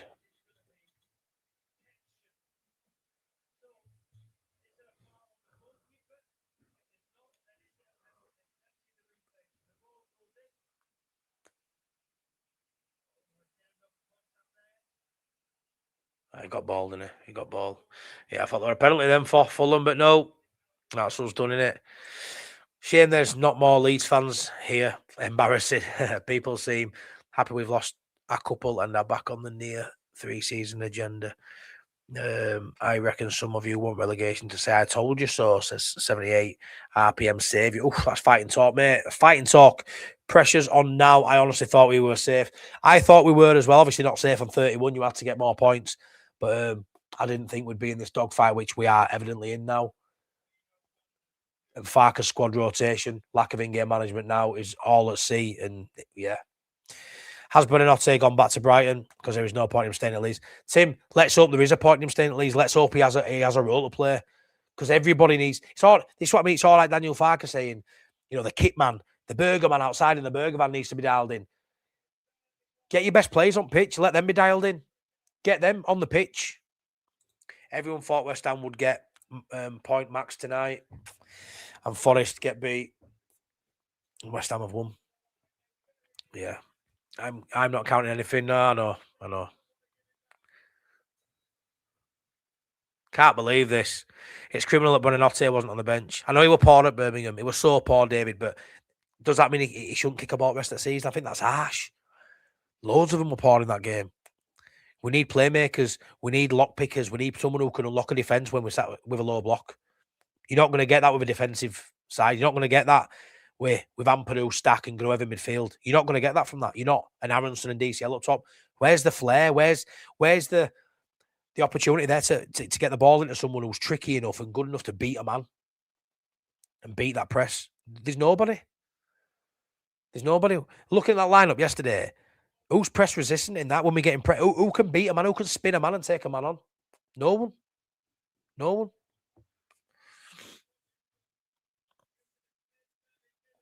10th added minute. Yeah, it's game over. I love Leeds, part of my blood. My granddad played for Leeds, scored 115 goals. I want Leeds to survive, but come. Oh, with that. Yeah, that's class. The lift that gives West Ham is crazy. Crazy. No Leeds fans want relegation. Just because we highlight mistakes doesn't mean we want mistakes to continue. Very true, mate. Passing us out, says Dave. What do we think of Thomas Frank to replace Farke? I aren't talking about replacing Farke yet. I'm not.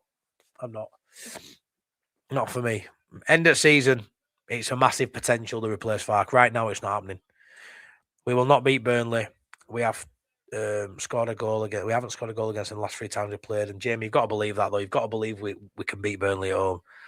If you think we lose to Burnley, then you must think we're going down. Yeah? Do you think we're done? Let's hope Spurs are even worse than Leeds because West Ham and Forest will pick up.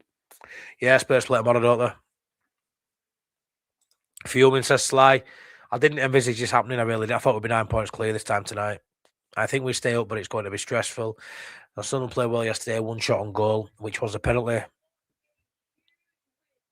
Farke won't play Tanaka, let alone Buonanotte. Yeah, I know, Gavin. I know. He needs to. Oh! How are we here? How are we here again?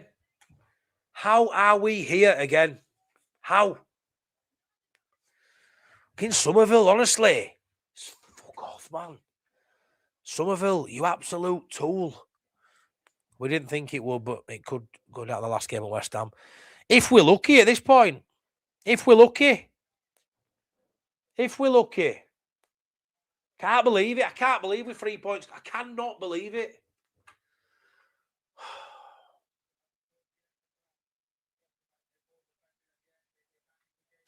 I can't even pretend I'm not arsed because I'm fucking gutted. Did not think they'd win today. I thought a point maybe. And just can't believe Forest have gone to City and done that as well. I can't believe it. How have they done that?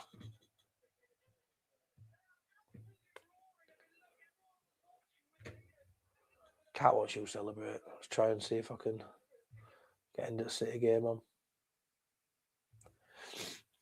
Good. Genuinely need to consider Spurs the most likely to go down at this point.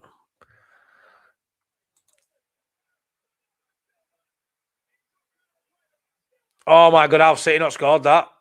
I can't believe City didn't score then. That's mental. That is mental. 2-2. We're up against sides now that are going away to decent sides and top sides and getting results. What a goal line clearance that was by Murillo. What a goal line clearance that was by Murillo for Forest. Wow. Forest go to the Etihad and get a 2-2 draw. And guess what? Play attacking football. We lined up defensively at home. Attacking football. Getting the most influential and attack-minded players on the ball. Elliot Anderson goal. Morgan Gibbs-White goal. Yeah, conceded 2, but scored 2. West Ham got to Fulham. Somerville haunts us. A goal, 1-0. Both games that we needed to go in our favour. They've got a result in both. And Leeds are only now 1 point clear. 3 points clear. Where it were in our hands last night to go 9 points clear before the ball was kicked today. The turnaround has been so bad for Leeds in this last 24 hours. Are we on the slide? It feels it. It does feel it. Are we relegated? No. Are we going to sack as manager? No. Can we turn it around? Yes. It has to start with an FA Cup win on Sunday to halt this negative momentum. We have to go beat Norwich on Sunday. Is it a distraction? Yes. But it's an opportunity for some of these players that need to be given a chance. They need to take the opportunity Sunday and they need to be given minutes in the Premier League. You cannot keep flogging the same 11, defensive 11, over and over and over again. Not when you've got sides down the bottom end who are chasing us, who are now in form. There's only Spurs who haven't kicked into action. West Ham have been in form for weeks. Forest were in form when they sacked Dyche. Now they've got that win.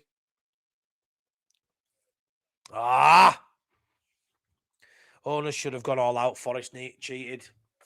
Only player who can take anyone on is Goodmanson and he's a left back.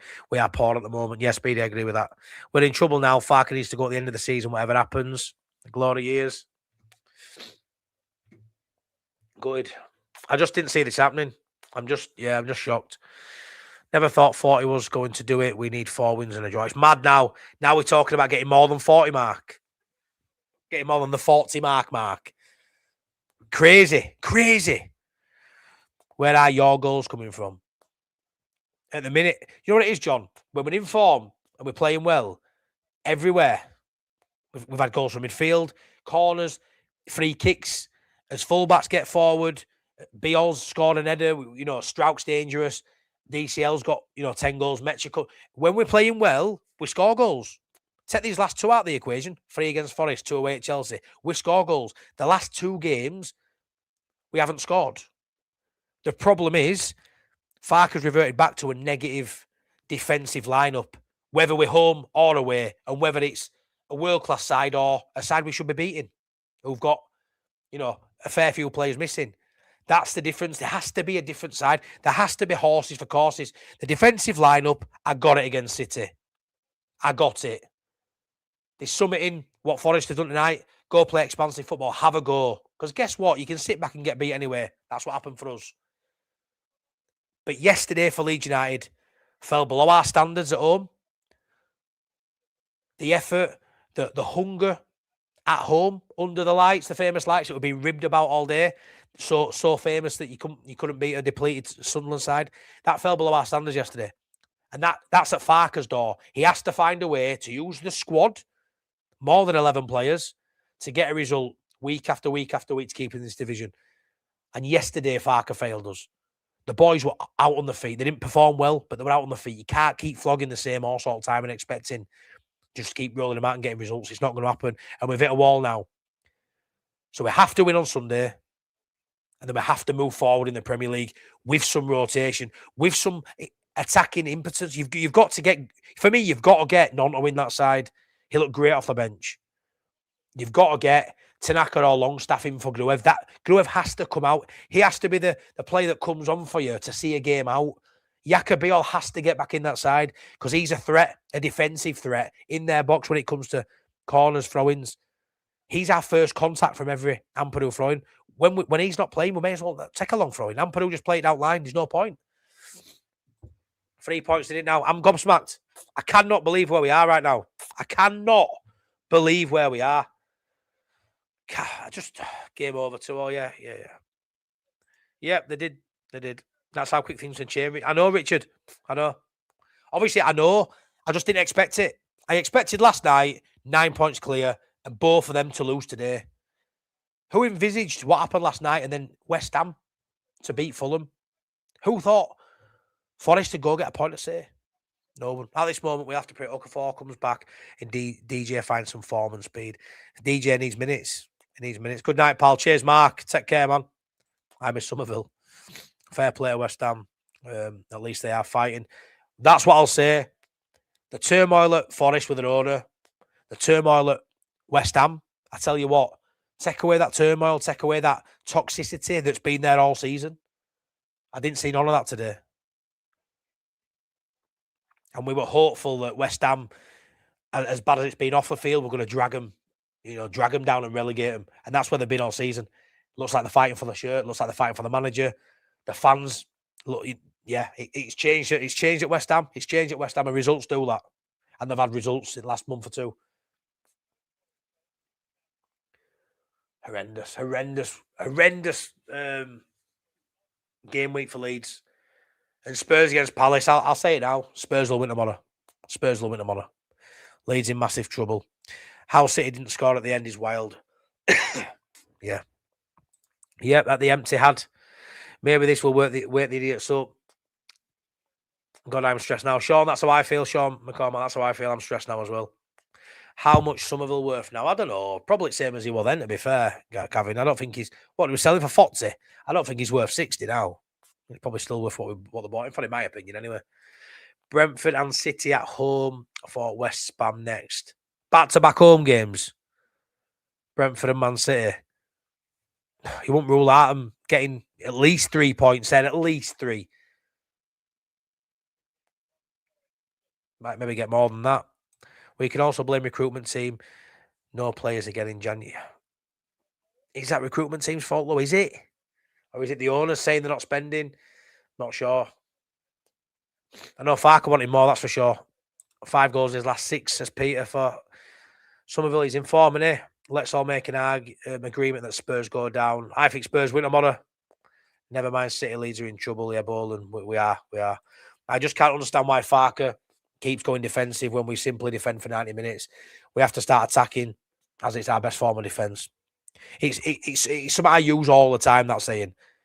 Attack is the best form of defence. It is for us. We play turgid football when it's slow, side to side. It's so boring, so predictable, so easy to defend against. Way better when we play on the front foot with tempo. Jer says it all the time, doesn't he? Tempo.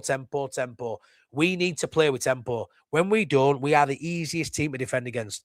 We don't have anyone who's pressure resistant. We don't have anyone really who can beat a man. We've got no flair, no creativity really in there. Not good enough. Yeah, Dan. We are in the mire, says Yorkshire rep. Next game is crucial. No more conservative rubbish from us. But is Farke gonna roll the dice again? Is he gonna roll the dice again? He needs to. He needs to have a go. Away at Palace. Can't be defensive. It cannot be defensive away at Palace. Has to go for it. Get your most creative and threatening players on the fucking pitch, Daniel Farke. Needs to happen. What happens if Leeds go down? Where does that leave the club? Well, from a financial standpoint, Jason, decent. I think everything's good off the pitch. We'd have to sell players. We're going to sell players. We have to sell players. Probably his better players. Ampadu will leave. We'll lose a lot of good players. I would say, and the ground probably gets halted. The extension of the ground. I don't think that happens. Bad tactics last night. Boland, horrendous tactics last night. The meltdown on social media was insane. Well, luckily, I'm on YouTube, which is still social media, but I'm not seeing anyone else other than just us on here. Why did City not play that shit on Saturday? Yeah, I know, Eddie. It's typical, innit? You can't. Lost at home to Mackems. John, if you play 8 defenders at home to Sunderland, something is sadly wrong with your manager. Yeah, it is, John. It really is, pal. It really, really is. Do me a favour, guys. 285 here. Smash us a like up video. And if you are new, please slap a subscribe. I'm about 50 subscribers away from 6,000, which is crazy for me. So, yeah, if you haven't subscribed and you wouldn't mind, that'd be brilliant. Thank you very much. Leeds gonna Leeds. The handball was brutal by Amps. Gutted. Yeah, it was brutal. but we should have had a pen ourselves. If there's no way on Sunday, Farke out. Sly, I wouldn't want us to sack Farke regardless now. I don't want to get down that whole Sam Allardyce route of bringing someone in for the last few games. I don't want to go there. No, I'm not. I don't want Farke out at all this season. In the summer, it's probably going to go that way, yeah. Am I worried? Yes. Has Farke massively misjudged the situation in the last few weeks and sort of brought this on upon himself? I'd say yes. And he's left us in a position now, a very vulnerable squad with key players who could make a difference in a offensive capacity. Now sat on the bench, low morale, no minutes in the legs to come on and impact a game in the moments they're given. Can you imagine the morale right now of Buonanotte and Tanaka? I mean, they should start on Sunday, but what kind of version of Tanaka and Buonanotte would we get on Sunday? What version are we getting? Crazy. We're in a dogfight now. Dogfight. Your lot will be okay, mate. Lewis, what I'll say is based on what? Based on what? Because I say that all the time. We'll be all right. It don't feel like we're in a relegation. Everything it's felt really good this season. I've really enjoyed this season. I was speaking to Kershaw yesterday at the game. Felt really good this season. How are we only 6 points? Well, guess what? We're 3 points clear now. Points matter. It's been okay.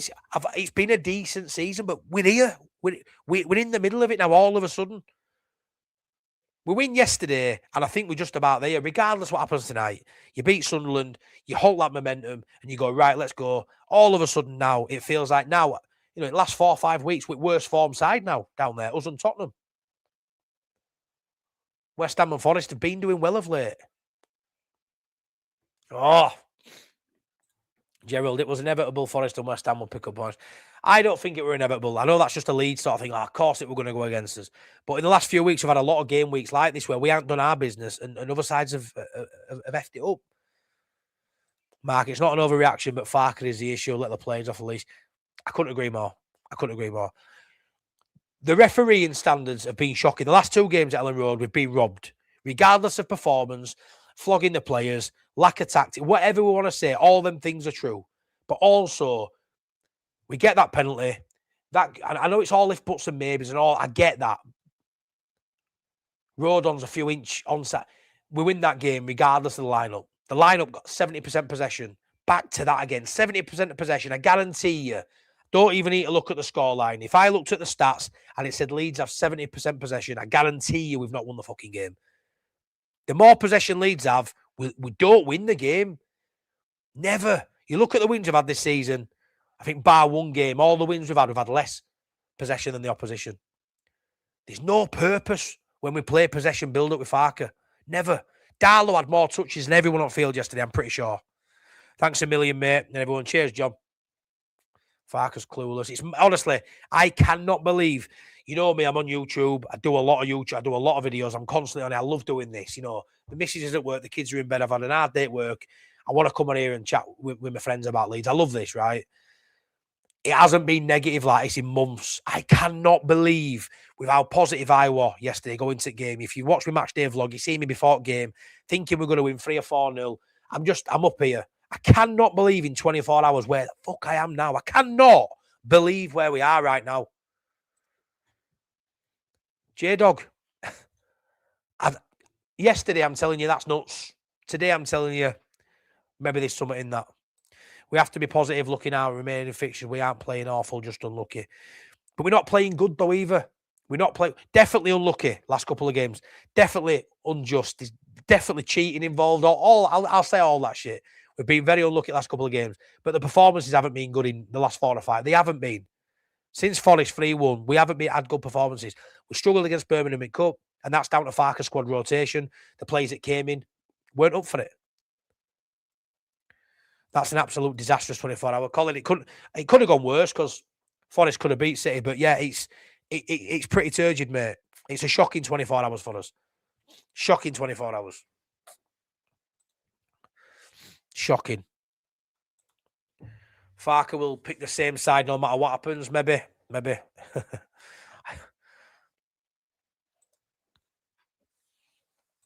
You can't continue to go sideways, and when you do go forward, DCL's isolate. Yeah, it's sideways. It's sideways. It's a pass forward to midfield. It's back. It's Darlow. Right, we'll go along now. DCL, no one near him. Same again. Attack away. Defend. Right, we want ball back. Defend. Back to Darlow. Go along. DCL. It's shocking. It's so bad yesterday. For me, Gavin, it's not. I understand where you're coming from. Forest are in Europe still. What else? There's someone else in there. Tottenham are in Europe. Is there someone else in FA Cup? I might be wrong with that. I'm sure there's another team in FA Cup too. Yeah, Wolves are doing well. Wolves, look, I don't think Wolves catches, but Wolves got nothing to lose, have they? Absolutely nothing to lose.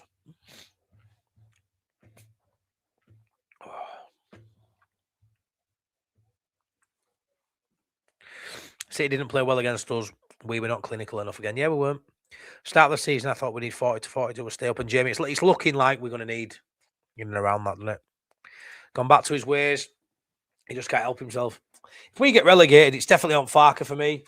I know there'll be elements of people say it's the 49ers. I think the 49ers give him a really good squad. Didn't back him in the January, but we don't know the implication, why that happened. Did Farke just want to keep his tight-knit group? We're led to believe Farke wanted more players. I'm not going to put it down to January. I do think this squad, there's enough in this squad to stay up. It's a good enough team. Sometimes bringing in too many players in January could have upset the dressing room, the harmony of the squad, which we know is good.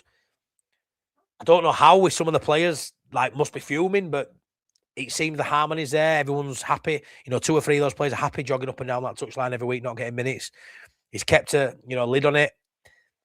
But the in-game management, the lack of rotation, the lack of trust in certain players, if we get relegated, is the reasons we've got relegated for me. They will be the reasons. I have to say the lack of transfers in January is looking like very poor business now. I want Strauch, so I think Strauch's been one of his better players this season. I do not want Strauch sold at all. There's a chance we sell him. Maybe we can upgrade there, but I massively rate Strauch, mate.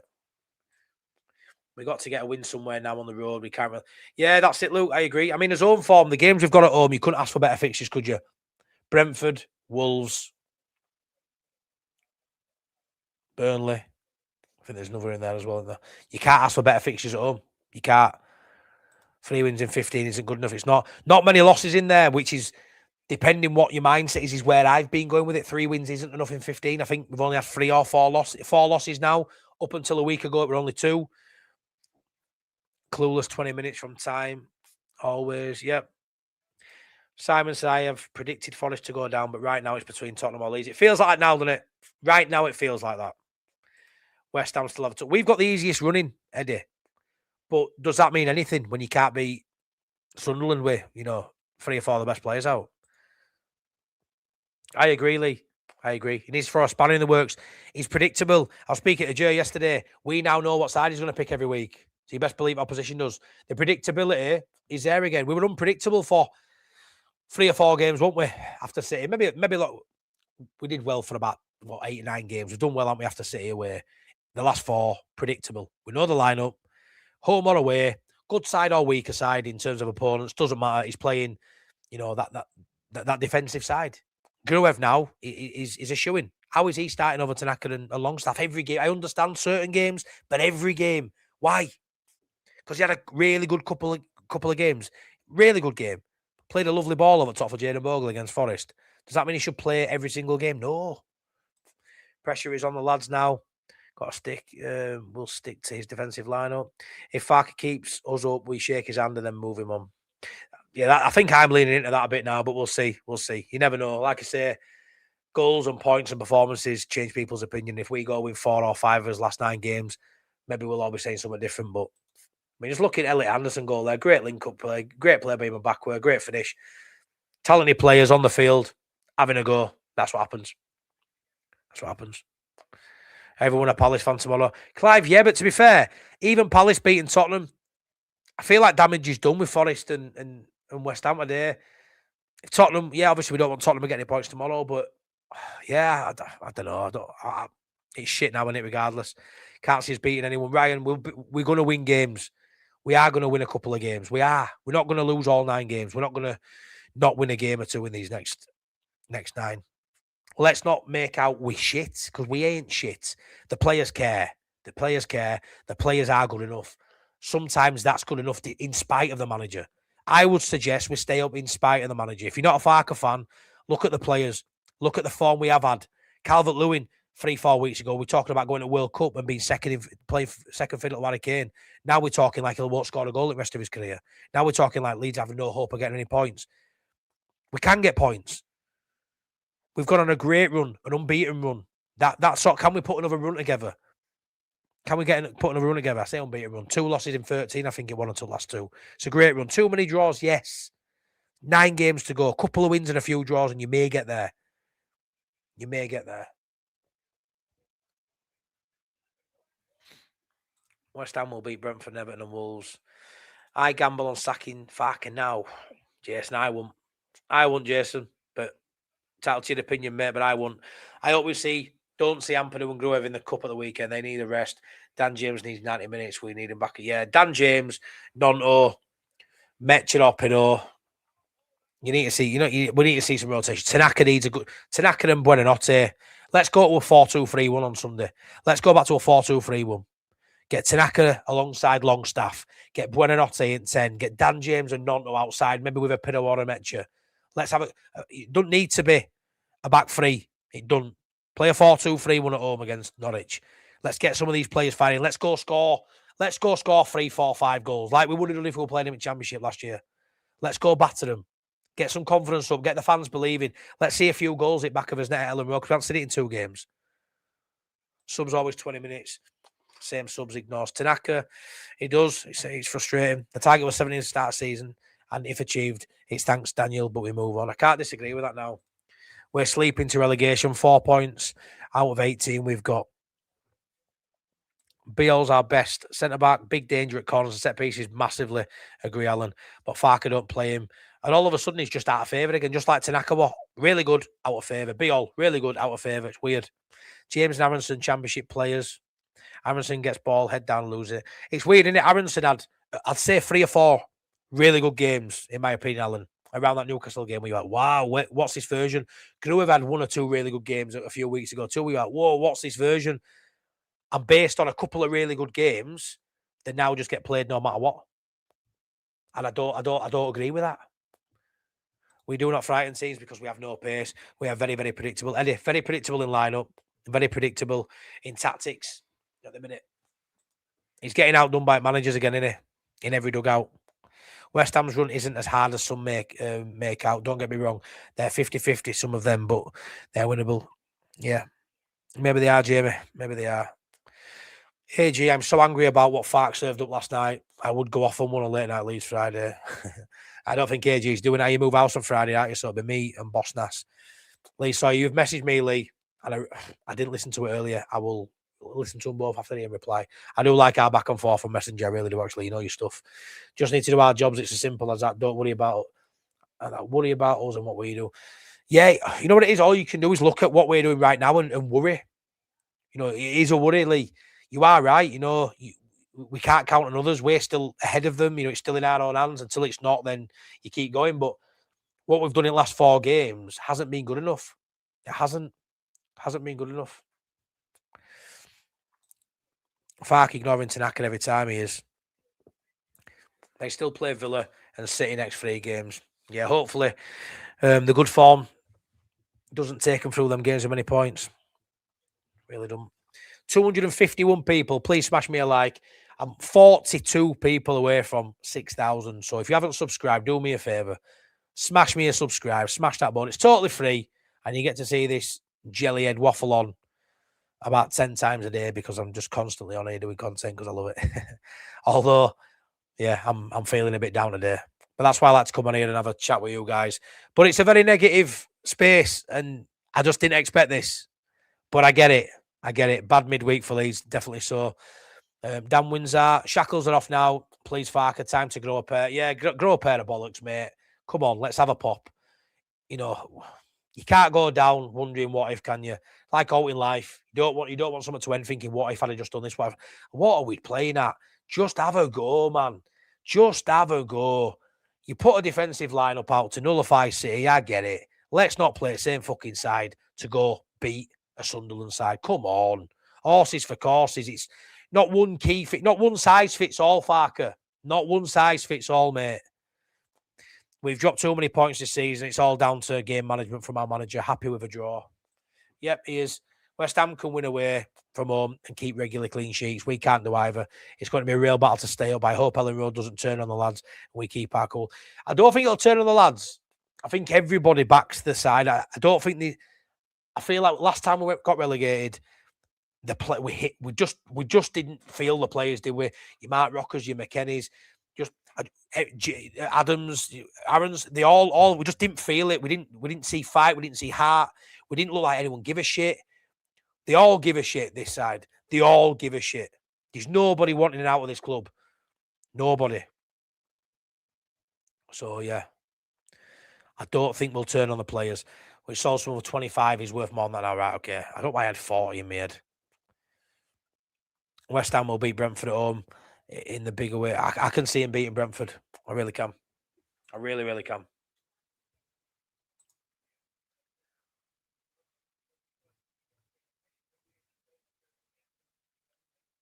West Ham fan here.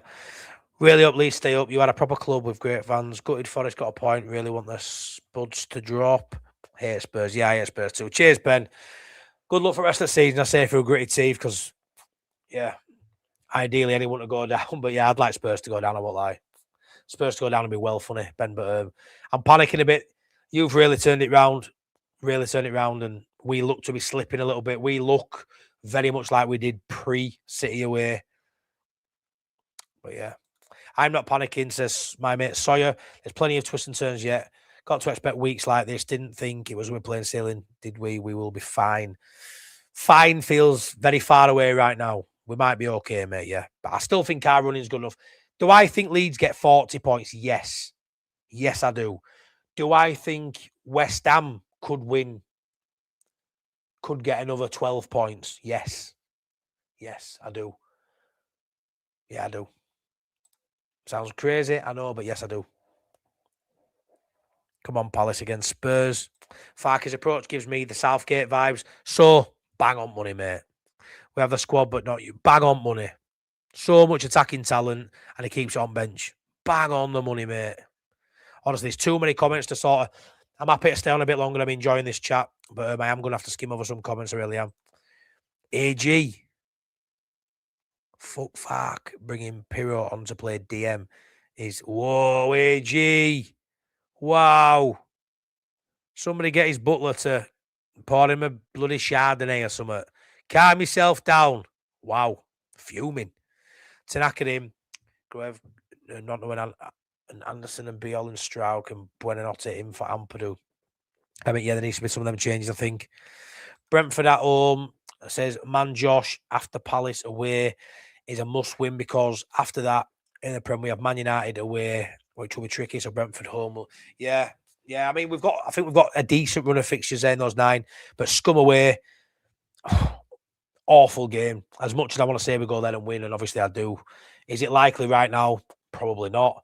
So yeah, the emphasis really has to be on getting maximum points out of those next 2, man. Josh, you're all right with that, yeah. Playing Gruev all the time over Tanaka and Onto is criminal. Yep, I agree. I can't believe, honestly, cannot believe this. How negative it is now, and I get it. But why are we here? Why are we here? There are 27 points available to play, and I believe we need to score 43. Lee, honestly, right? It's just getting higher. It's getting higher, and I'm there with you. I'm there with you because it's all like us saying. Like, honestly, I think 40. You should stay up on 40. But what are we on? 31. 3 clear of West Ham. West Ham can get 12. West Ham can get 12 points out of next 27 available. They can on this form. I know it's unlikely when you look at, but they'd have to get 4 more wins and they ain't got that many. It doesn't matter. They weren't playing this well earlier in season, were they? Just like we weren't at one point. I'll be honest, be all for Rodon. He has not been the same since getting injured. Yeah, I mean, a lot of people are giving Rodon a bit of stick saying he needs to come out, but I'm not there yet, me. I'm not there yet.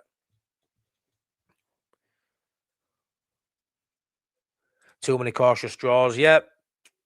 The Leeds, but yeah, I've seen that, Tim. And 2 right, they should as well. Shouldn't be giving him a new contract, I mean, look what Wolves did. Give him a new, 3-4 year contract and then sacked him about 3 weeks later. There's no point. Wait till the end of the season. Still got a year left his contract. No one's poaching Farke. You know, his contract in up end of this season. No one's poaching him. You leave it as it is. And then you assess it in summer. We will drop points against Wolves at home, guarantee it. We shouldn't be, though, should we? That's just the Leeds in you. That's just the Leedsy tag of, yeah, it's going one way. That's what'll happen. 3-5-2. We did well. Best system. It is. This was always going to happen. Our next, our bubble is literally going to burst next week against Palace. Watchalong beat City. Stick a £5 bet on it. No, Liam. Don't go there, mate. I think the 6 points was always going to be reduced at some point. We had a good weekend, and now it's a bad midweek. Swings around. Yeah, it does. It does, Chris. It does. I actually thought as long as we were outside the bottom 3 going into these last 10 games, we'd be fine. We're outside the bottom 3 by 3 points, and there's 9 games left. But it's just the feel. I'm very much a vibes man. I don't know if you've guessed. I'm not much for your stats and all that. I'm all vibes FC, emotional fan. And I was feeling so good yesterday, and now I'm feeling I'm touching cloth. I'm nervous. I'm worried, and that's what sort of makes me worry now going forward. That the feel, the fan base, everyone were dialed in 2-3 games ago. This is brilliant. Now look at it, and it's snowballing in the wrong direction. And yeah, I can see us going to Palace, and I can see us not winning the game. And then it just goes on another week, and then you've got to go, like you say, Brentford at home, and then you've got to Scum away. These games on paper 2 weeks ago looked like a really good run. Now it looks a tricky run. Now it looks a tricky run because of the form winning, because of the way we play football. Because we all expect the same lineup away to Palace as we saw yesterday. We all expect that. As soon as Farke feels comfortable enough to play his way, he wants to play shit. Yeah, no, he does. He reverts back to that way. He reverts back to type. This is mad. Marat needs to be at Ellen Road Thought Patch every day till the end of the season and give Farke a poke every day, keep on his toes. Yeah, I don't disagree with that at all. It is terrible now. Nigel, Krask, how you doing, mate? Matty, I loved your rant after the match yesterday. You are so passionate about your club. So much respect for you. Proper footy fan. 4-0 Sunday, Mr. Farke. I love that. For you, thanks so much for that, Nigel. Really appreciate that. I'm just a bloody jellyhead from Leeds who loves his club, yeah. I'm glad my passion shines through, mate. I'm sure we're all passionate about each and every club we support. I'm nervous now, but you know me. I'll try and remain positive until I can't be. And when I can't be, I'll come on here and probably start crying. But yeah, thanks to anybody who gives me time of day. But yeah, appreciate that. But I probably shouldn't have done that video yesterday because I lost my head, but it is what it is. 4 wins in 18 is a problem. Yeah, it is. And on paper, I think we get 4 wins out of next 9. Sounds crazy, doesn't it? Sounds crazy. 22 points out of 45 at home. Pretty pathetic. Is that what we're on now, Patrick? That great home form that we had. Atwell pulled from the Prem. Yeah, he has Sly. He has, and so he should be as well. We're going down, but it's so Leeds for us to bottle it from the position we were. I can't believe this, man. I just can't. Pascal had the most passes in our team last night, silly. Well, I thought it was going to be Darlow, so I'm quite impressed it with Pascal. Isaac, Leeds have played much better than expected this season. I really think you are saying, yeah, we've played better than I expected. At times, we've gone on some good little runs. We've been, Calvert-Lewin getting 10 goals, Metchi getting 6 or 7. We've had some really good phases this season where I'm like, wow, we're a good side. We can play. But ultimately, we're only 3 points clear of relegation with two sides below us who are playing really good football now and look like they're on the up. Well, you should exit the FA Cup. It's this distraction. Lee, I can't go there, mate. Imagine losing to Norwich now on top of all this. Can't do it. You've got to go beat Norwich first, then we'll worry about it afterwards.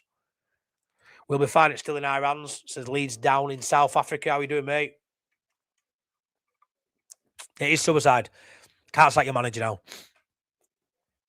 Yeah, we've been burnt. We've been seeing the brunt of the PGMOL corruption as well. We'll be fine. I agree with the corruption stuff.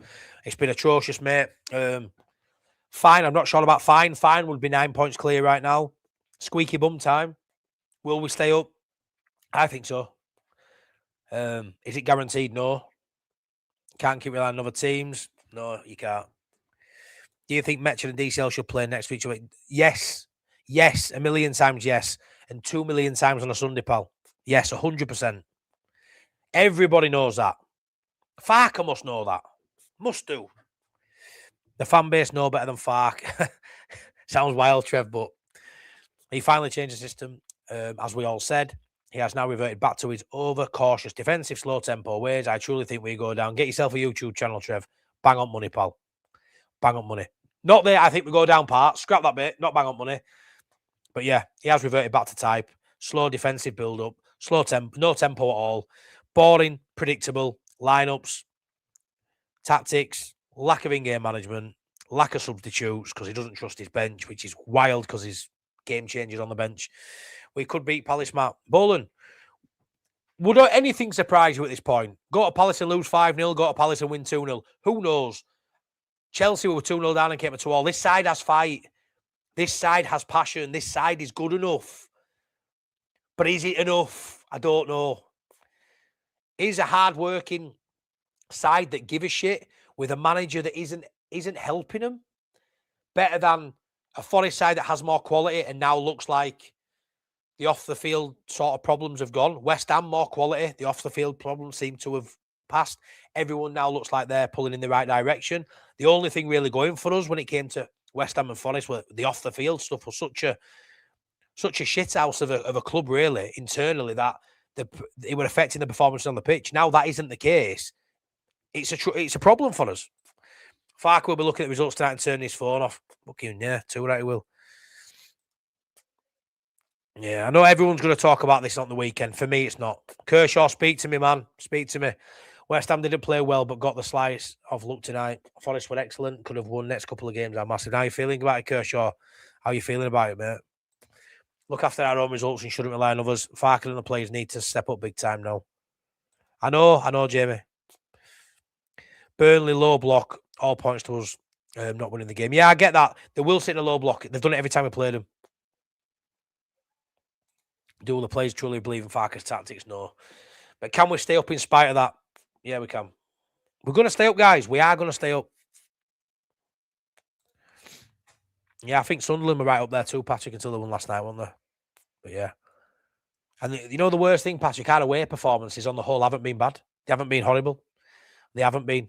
Arsenal away horrible, Burnley away horrible, Wolves horrible, Forest horrible. Outside those three, we haven't been horrendous away from home at all. It's drawn too many. The games we've been good at away from home, we've drawn. The games we've been below par, we've got beat. So there's been no sort of in between there, has there? Forest and West Ham will feel momentum. I'm massive. I say it all the time. I said it about 3-4 times tonight. Massive on momentum in life, in sport. In life, when something's shit for you, it's one thing after another, and they say it comes in threes and all that shit.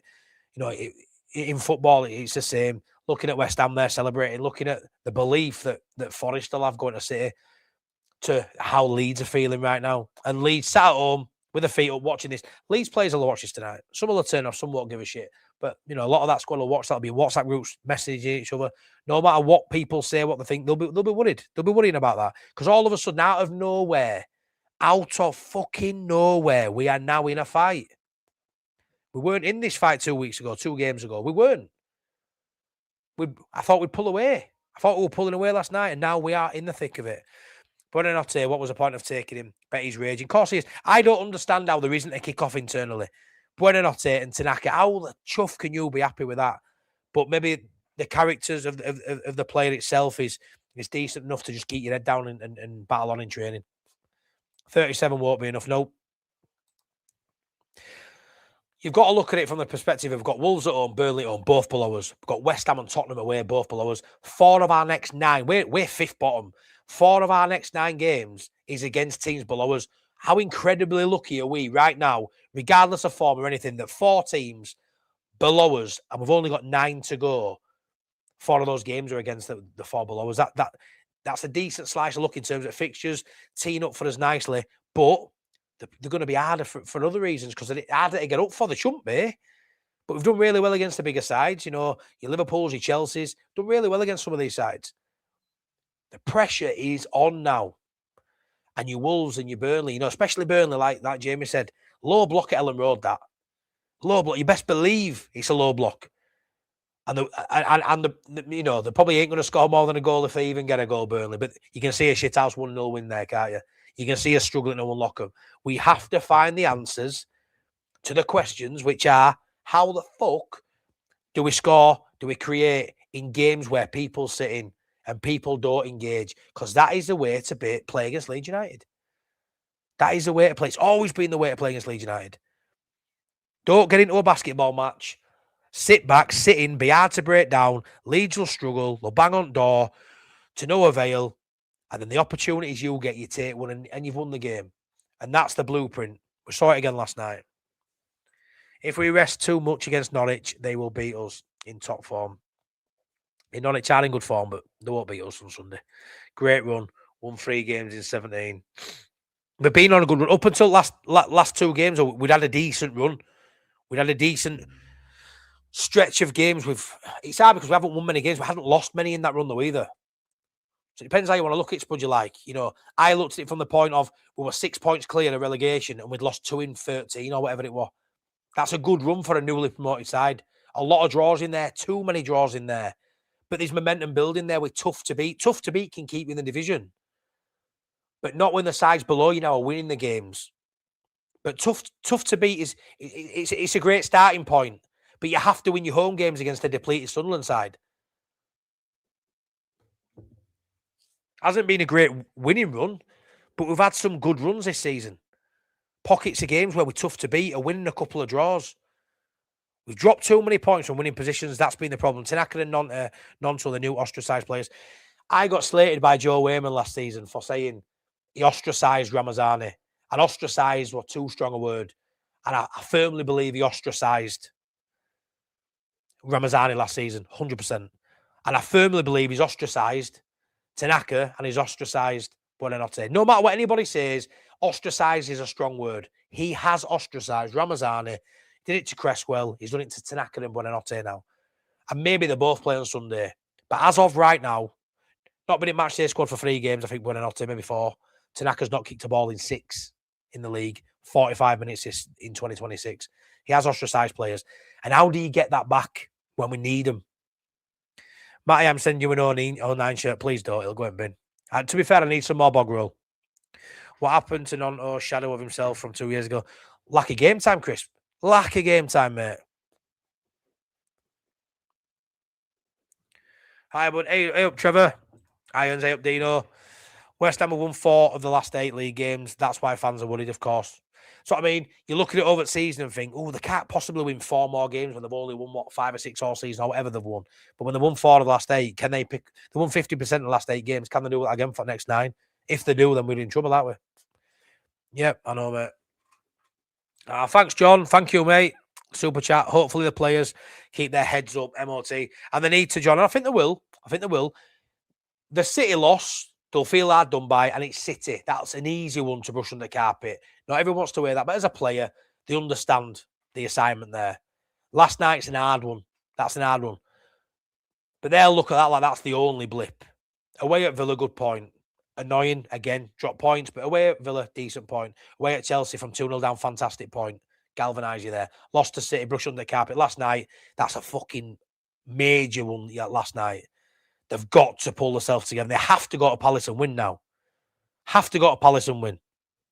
4 points minimum from Palace and Brentford. 6 is really what we need to be aiming for. No playing for a draw. No defensive lineup. Go out there to set us up to win the fucking game. Yeah, mate. Sunderland were one of probably the poorest side I've seen at Ellen Road this season, and they won't care that I said that, and they probably agree that was probably one of their worst performances, and it just highlights the fact that it's even more laughable that they lost the game. Oh, Leeds, ain't we? We are, Michael. Emergency late night Leeds chat. Me and AG ready to jump on. Are you actually? Are you actually ready to jump on? Okay, I'm gonna see here. Fuck it. Let's see. Oh, come on. Let's see what happens. I'm always behind on chatting all this.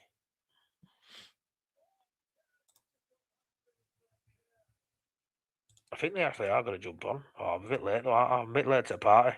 Well late to the party.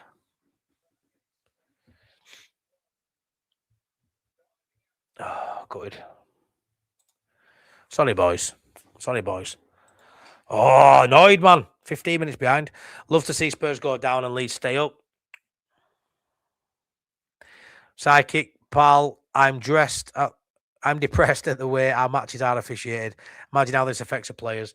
All their hard work for no support and cheer the lads on. Farke being banned could save our season. What, for one game? Did we all become a bit entitled, not expecting to lose games? Maybe it's a wake-up call. It's a wake-up call for everyone, I think, this Kershaw. A wake-up call for everyone, buddy. I agree with that. For everybody. It's okay saying we'll be fine, but we do not pick the side. That's a fair point, Dave. We don't pick the side. We don't. Spurs won't go down. Why do you think we are getting crap refs on VAR? What, to keep them up? One of the big sides. One of the just hit the like. Thanks, W. West Ham. You Mick. Thank you. We've been strapped to the bed and lubed up with the Farke truss. Ready to shaft us with a 14-incher. We should be feeling so uncomfortable right now. That's a funny one, mate. That's a funny one. Ampadu has been poor last. He has, Trevor. But I'm not going to kick off with Ampadu for that. He's been great this season for us. He's been great.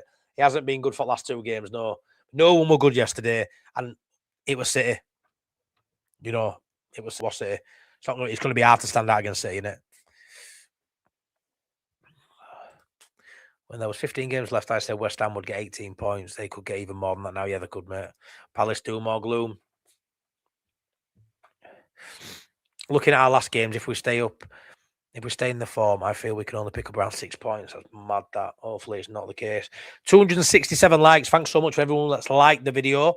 181 people still watching. Smash me a like if you haven't already. 3 hours I've been going.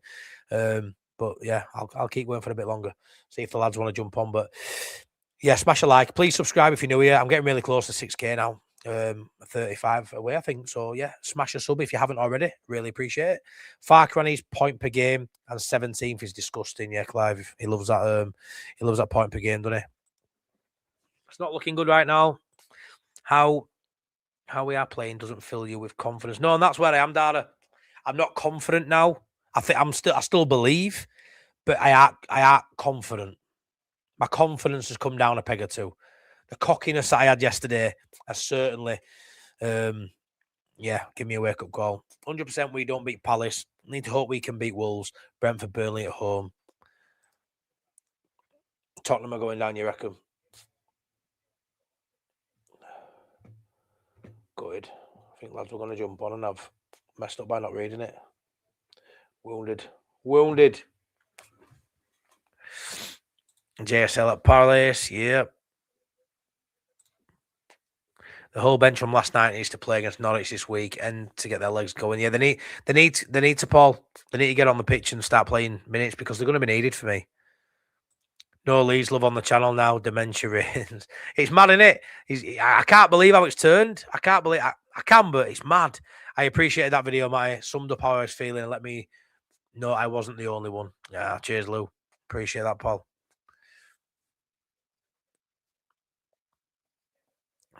The swinging form is reminding me of Farke's first season. Needs a quick correction or we'll sleepwalk into relegation. Keep hearing that, sleepwalking into relegation. Tickle the likes for our Matty. Cheers, Top Banana. Yeah, smashes a like if you don't mind. Ampadu's form is a worry. He's been shocking and he's the captain. He needs to get a grip. It's only 2 games. It's only a bad week, innit? It's bad 3 days. Wolves are in shit hot form. Yeah, luckily they aren't too close to us, though. We've lost 9 points in the last 5 minutes of games. Unacceptable, says Gavin. I agree with that too, mate. Oh, Newcastle won 2-1. Oh, I don't know if AG is coming in or what. Boss Nas. 1 second, mate. Let me just get a drink. I'll be back in 2 seconds. I'm just going to ring AG to time to get his ass on here. No worries, pal. No worries. Oh, we've got AG on. Any late night Leeds lovers? We're here. Come on. Have the faith, Matty. We'll be fine. Look up the table. Matty, who do you prefer, Alderete or 09? Fucking hell. I'd hit Alderete with 09, Paul. The other teams are on the up, but we now seem to be in free fall. Yeah, Darren, it's not great at the minute. Jamie says, when Tanaka plays, he's the best player on the pitch many times. Daniel Farke don't like him because he's attacking players. He don't like anyone who's risky, who tries a pass on a shot or maybe loses possession in an area where Farke doesn't want him to try and create something. Risk averse is his way. We seen it with Jorginho Rutter that first year, taking people on nutmegs, pirouettes in middle of pitch and breaking foot. He don't like it. He likes to play the percentages, keep the ball, rotate, pass it back and sort of build slow, boring football is what he likes. All right, Matty, what a player 09 is top player. How he got man at match is below. I tell you what's funny, not one Sunderland fan's been on my channel for about 6 weeks, 7 weeks, John. John, Paul Spetsy, they're all back now. Look at this, boss. And I thought Sunderland fans are back on now. Look at, AG's in the house. Where are we at? Late night Leeds. Come on. We're in the building. Can you hear me all right? Yeah, I can hear you fine, boys. I've been speaking now for over 3 hours. I'm going to keep clicking through chat. Come on, speak to me, boys. How are you feeling? AJ, I'll let you go, mate. You're fuming. Come on, AJ, how are you feeling? I am fucking fuming. I am so angry with Daniel Farke. I think he's just getting so much shit wrong, and he's done it for so long now. If you hark back to a few weeks ago when I said I was playing Aronson despite what's best for the team, and I think he's carried on doing that. I think he's picking the wrong team. There's contradictions in his selection and the tactics. You can't select a team that the best thing about them is the way they run around the pitch and they play with tempo and they play with no tempo. You can't pick a team and then go, right, what we're going to do is centre backs pass it between yourselves 10 minutes, and then what we'll do is kick it back to keeper, you kick it long, and then they'll come again. That can't be the whole game plan. You can't make Pro as a sub when you're trying to win a game of football and you've got wing backs coming forward, you bring an extra striker on, and then you bring Pro on who plays DM, you take both your wing backs off, and you have no way of getting forward all of a sudden. And everything goes through Pro. No matter what happens, we win every game. Farke goes end of the season. He has to. I think fuck him. I think he's got comfortable. And I think he just harked back to where he wants to play football, the way he wants to play football is look up whoever's free and closest past them. And invariably, that's always someone behind you because the team doesn't tend to mark players beyond they let you pass back to keeper, they let you pass back to centre backs. We've got to be better than that. You've got to be training better than that. Last few weeks, he hasn't picked anyone that could take a corner. When Stack wasn't in the team, Longstaff didn't get selected still. We did for anyone to take a corner. We're no threat from set pieces because Bijol can't get in the team anymore. It's really simple football. Set pieces were working really well for us, and then we lose a set piece taker. He doesn't bring another one in, and then Bijol can't get in the team, and he always wins first contact. Yeah, it's mad that, like you say, that direct football that we saw for a little bit with even Metchard up top and stuff, it's like he reverted from that. But then also to go, actually, Bijol can come out of the team as well because he was doing really well at that first contact from a throw-in or a header from a corner. All of a sudden, the main threats, it's like he's just said, I don't fancy. It's bizarre. It's bizarre. The couple of draws away from home at Chelsea and Villa as well, lads, sort of masked this because you could see this happening, but because they were good results away from home against those two sides, it masked it. And then you've seen it last two games. Yes, again, one against City. I'm sort of that. City yesterday were just fucking hell. It's plain and obvious for everyone to see now, Dan, that it's on the slide. We are now back to playing the same sort of football we were pre-City away. And I got to tell you a bit. I am worried. I'll tell you. The thing is, for me, right, if you look at it as a season, like a football match in a season, it feels like in a game, when you get a couple of goals in front and you get like a bit of false comfortability and then you sit back. It feels like that's happened in metaphorically this season. It feels like we've got comfortable and we thought, right, we're going to protect what we've got. And now the other teams are like really kind of catching up. It's worrying, isn't it? It's one of those. It's where we've had a season where, it's felt almost. It's been a bit of an illusion, really, because the last time we was up in the Premier League, we lost an awful lot. Most weeks we'd lose, whereas this time around, we haven't lost like week in, week out. We've been picking up draws here and there, but you have to get 3 draws to equate to 1 win, and we haven't. We haven't won that much, but because we haven't been losing, it hasn't felt bad. We've always, after Man City, we got ourselves out of the relegation zone and kind of pushed on a little bit. I don't know if a little bit of complacency is. And the thing is, Farke is he always he's not one in the same sense that, you know, he's said in the past, we don't want to embarrass teams or we don't want to embarrass players. He doesn't really have that killer instinct of, we've got to where we are, but let's not stick here. Let's not take it for granted. Let's push on. And yeah, it's worrying. It's worrying, Matty. It really is worrying because look, it's 3 points, boys. It's 3 points. Could have been 9 before the ball kicked today. Mad, Exactly. isn't it? And that's how quickly things can turn around. And then you've got to look at the names that are around you. I'm not trying to make anyone worry too much because at the same note as we have got good teams around us, we can be a good team. I think we've missed Okafor a hell of a lot. Just having that direct outlet who I don't think he listens to Daniel Farke right a lot, and I think that's why he weren't getting many minutes at the start. You know, when he first came in, he was being dragged off and this, that, and the other because he just goes at players. That's all he knows.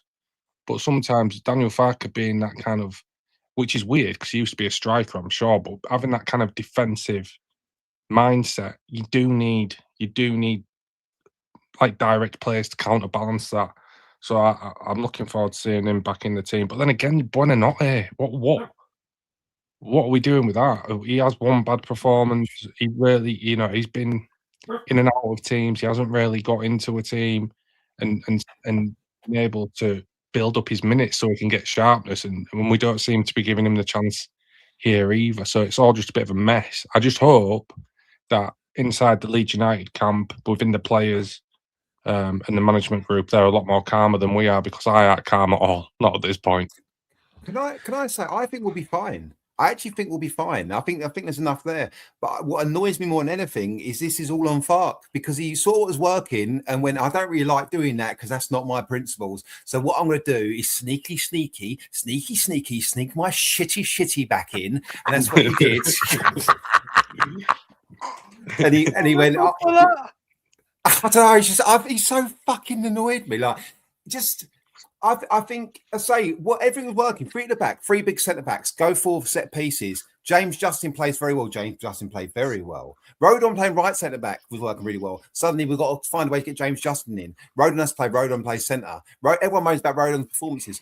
Bijol is a better centre back in a free in the middle than Rodon is. I just think he is. He's just better up against the guy, and suddenly he's dropped. You see, he brings Bijol on late in games to try and win headers. What was working for us? Threat play in territory, throw-ins, corners. Well, so we went for a stage where we didn't pick a corner taker. James Justin was taking corners for us. Who's never taken corners for any club he's ever been at. And set pieces were massive for us. You have Longstaff sitting on the bench. So the balance is Longstaff take corners or Gruever's got to play because Gruever's played pretty well. Well, no, you play Longstaff, the established Premier League player. It's like unless Farke sees it work, he can't work out that it's going to work. He doesn't know it's going to work. So he's got to see it for himself. And if it's worked for a while, there's 4 in the back at the back in possession, 3 at the back out of possession. It's worked pretty well. So, and he goes, right, I'll stick with that then. Aronson left midfield, whatever he may have been. It's worked pretty well in certain games. And in certain games, it doesn't work. But as a manager, that's the nuance of it. That's spotting those games where it's not going to work. We got Aronson in this game isn't going to work. If we played James and Nonto yesterday instead of Aronson and Gruev, Stack goes centre field, I think we win that game of football.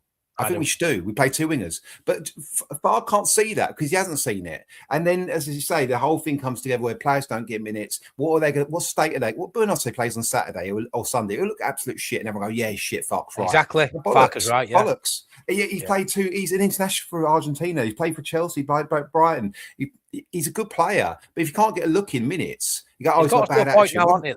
He's got to a point now, lads, where because he hasn't rotated the squad well enough, and he hasn't utilised the attacking threats we've got off the bench. Because we've had an all right run. I know, like I say, we haven't won many games. We've had a run, like you said there, Boss Nass, where it's felt like we've actually done okay, even though a lot of draws.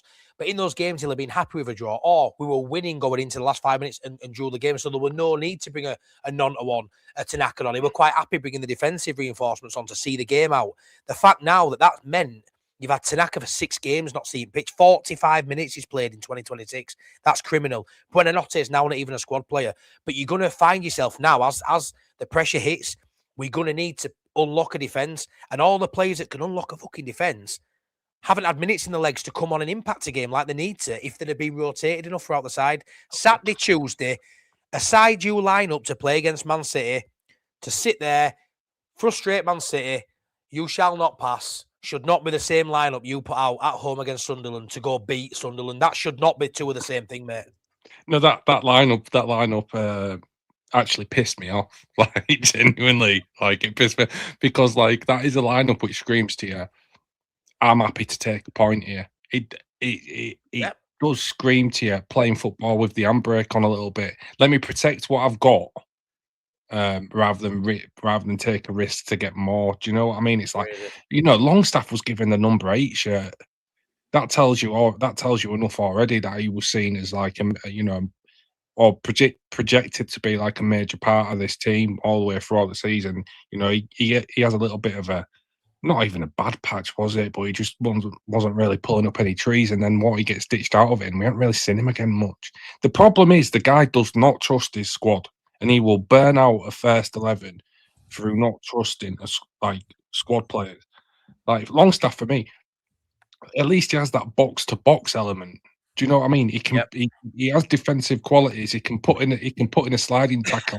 But guess what? He's got some fucking dynamism. He can pick the ball up in the defensive third and take it to the 18-yard box.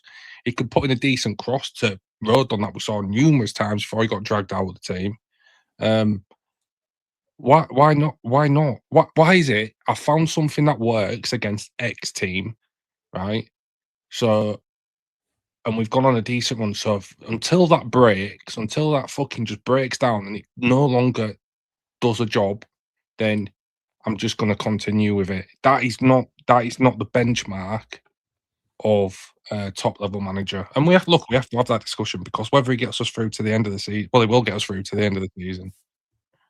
There has to be a discussion, because if you're bringing in players now, if you're looking to bring in players of a bigger level now, or a higher level, you're only as good as your weakest link. And I think Farke is showing his limitations now, and it's gonna be touching.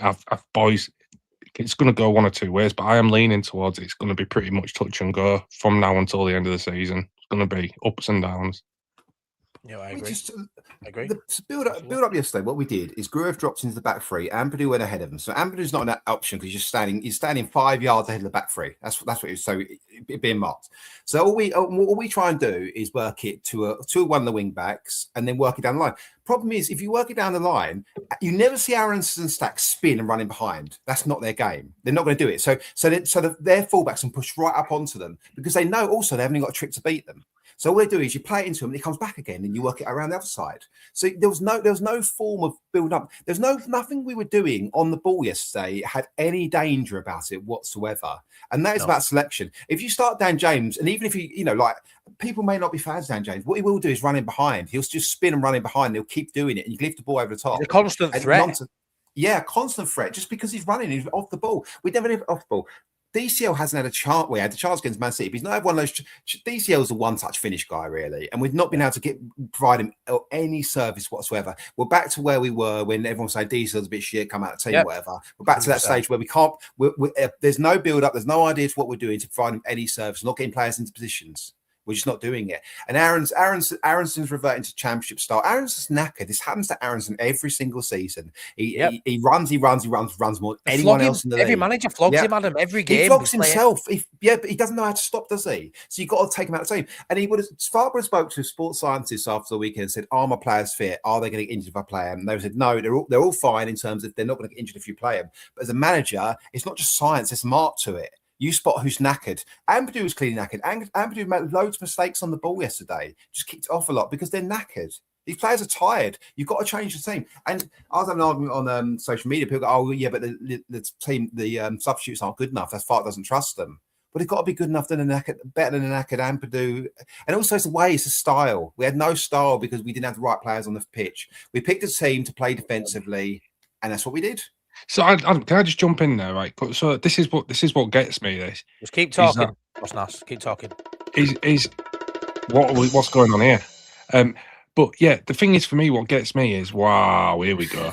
The thing that gets me is right. This is the perfect time for Priestley as well, because he'll hate this and he'll come back at me on this, and I love it. I love that he'll do that.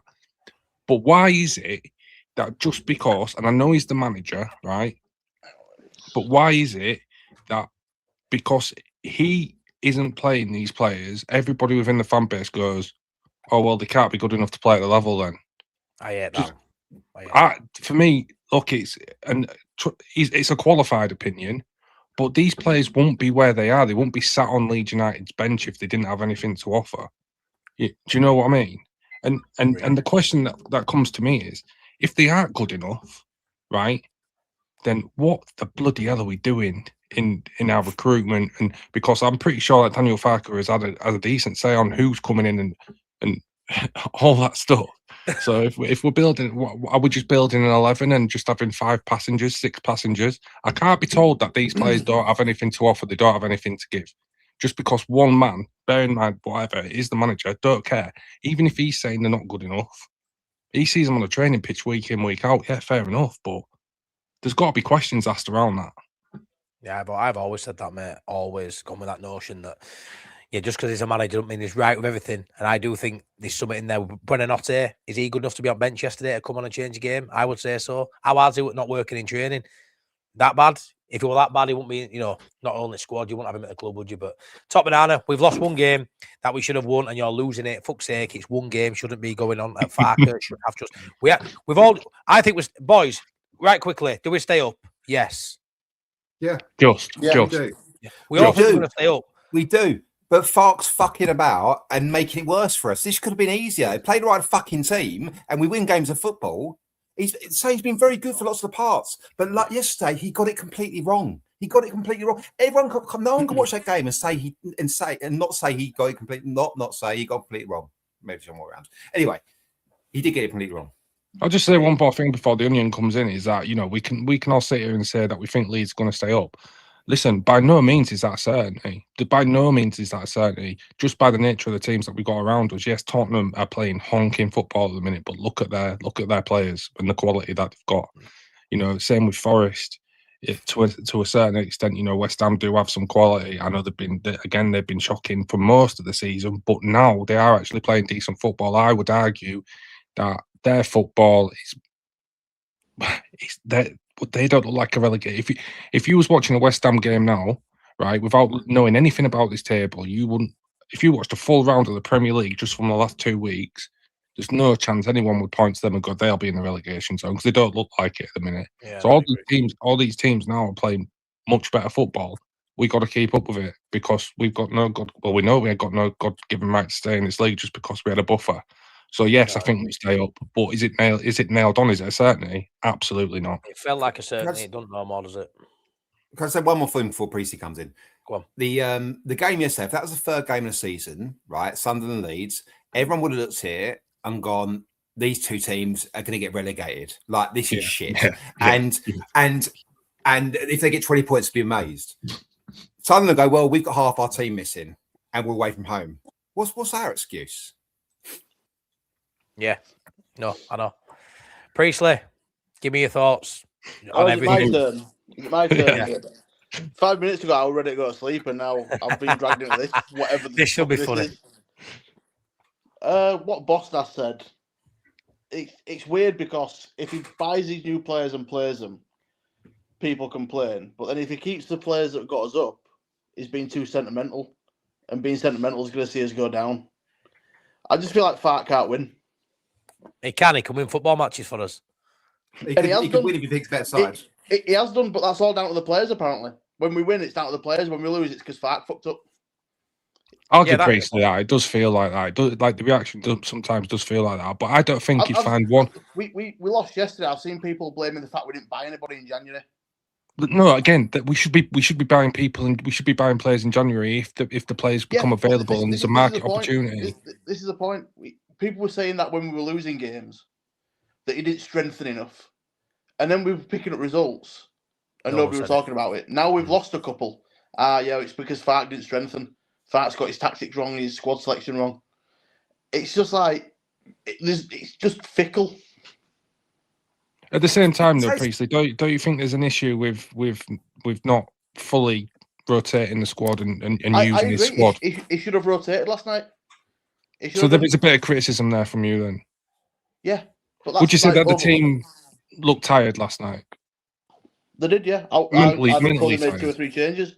Exactly. For me, they look mentally tired. I mean, the movement in the final third in the attacking areas was abysmal. But to me, that's not.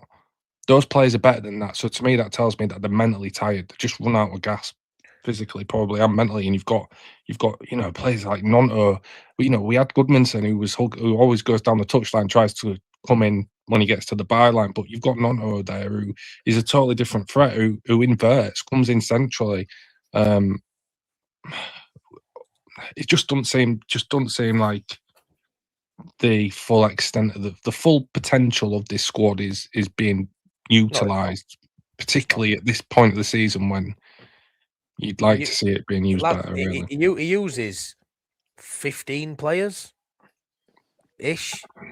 How do you expect to? Do you know what I mean? That's about 15 players, isn't it? It's starting 11, then 3 or 4. Like squad of 20. You don't see 20 players getting rotated. You don't see, outside that 14, 15 players. How far down do people have 8, 9 games? 8, 9 sub appearances. They don't. Go on, AG. I saw you twitching. What have you got to say, mate? The thing is, early in the season, we did see some rotation as well. Farke went against all these principles, really. We just saw a change of formation. We saw a change of way of playing. We played more direct, played 2 up front. Okafor was up there, Nemetra was up there, Bijol was in and out, Justin was in and out. And I think ultimately, yesterday, the problem, it is a one-off game, I agree. And Farke's done well to get us to where we got to. The problem with yesterday is it was felt the same as all of Farke's mistakes we've seen for a couple of years. Now, people go, mistakes, he got us promoted. First year, he should have got us promoted. But again, he flogged the players and they're all knackered by the end of the season. We're seeing it again. Them this season, just feels like Farke's learning on the job all the time. And I always go back to when I say, people go, he's not made subs. I think he can't see when he can't see exactly what a change is going to do, he doesn't make it. Whether it's a sub, a change of player starts, and whatever else. It's not about. I don't mean it's being about risk. It is risk averse to an extent, but I just think he's a manager that has no foresight. He goes, right, if I make this change, this is how tactically tweaks it. I think he's too simplistic. I think he's probably not very clever, if I had to guess. But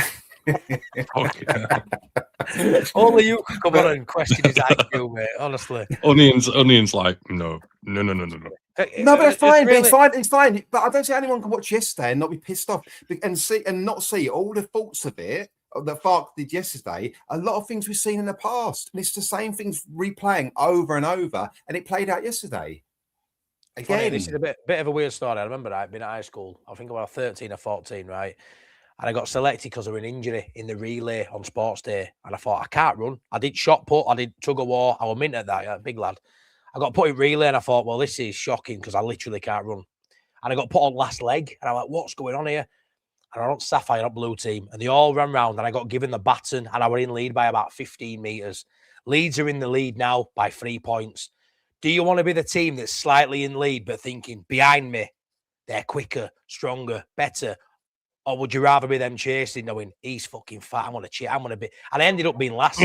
I had an 8. I got beat. I went from being first 15 meters into me 100 meters to being dead last, mate. I was ruined, right? So my question is, are we in a good spot being 3 points in front? Because it feels good being in front, but all of a sudden the teams behind us, they had better quality. They've got the momentum. Is there an argument that in the next couple of weeks, we are going to find ourselves potentially back in that bottom 3, Priestley? What do you think? I just think it's all daft. What's daft? Some of the reaction this week, 2 weeks ago, we were finishing 13th with 43 points, and now we're getting relegated again.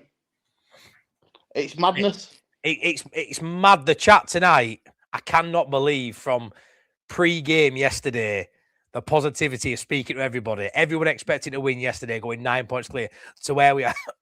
Where we are now. It's been an unreal 24 hours. And we haven't seen chat like this, lads. We do a show every Friday night. We haven't seen chat like this for a good couple of months.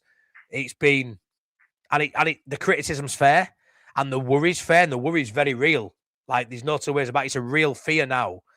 But we all think we can stay up. We all think the players care, and that matters. They didn't care last time we went down for me. It were a bunch of players that didn't really feel it. They were all looking for the move. I don't feel like they had the will to fight like this lot. The players are good enough. Farke just needs to do more. And yes, a few games ago, lads. A few games ago, I was happy with Farke. Right now, I'm not sure. does the results over the course of the last couple of days change Farke's lineup for Norwich? Because for me, it would do for me. But what in terms of what does it need to be a strong squad? A 'Cause what's the weakened strong- team. A weakened team.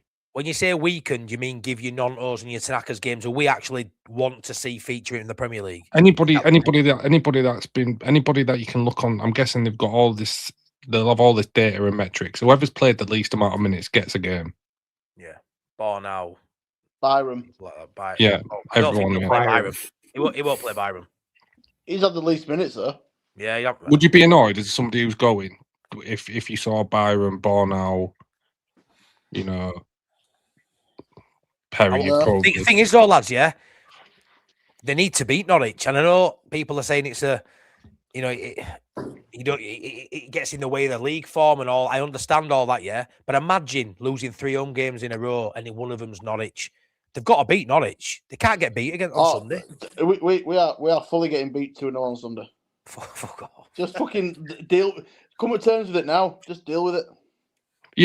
Well, the thing is, you can have all your main weapons on the bench, because they would be on the bench. But what I'm saying is, if you can squeak past Norwich with your second team out, surely that would be beneficial, because some of these boys really do look like they need a rest. Yeah, the thing is, attacking wise, it can still be Nemetra up front, Pro behind him, James Nonto, Bernassi on the bench. Like there's still Longstaff, Tanaka in DM. If you play a 4-2-3-1, there's loads of options there still. Loads. Yeah, what I mean is, just give Ampadu a game off if you can, DCL a game off if you can, Road on a game off if you can. Do some of your core players. Do you think there's any way at all, lads, at all? And like I say, none of us want a Farke sacking. And I honestly, I think it's mental that anyone's suggesting it, right? But my mate Kershaw, I seen him yesterday, had a good chat with him. Do you think his job could be online if we were to lose the next 2 league games?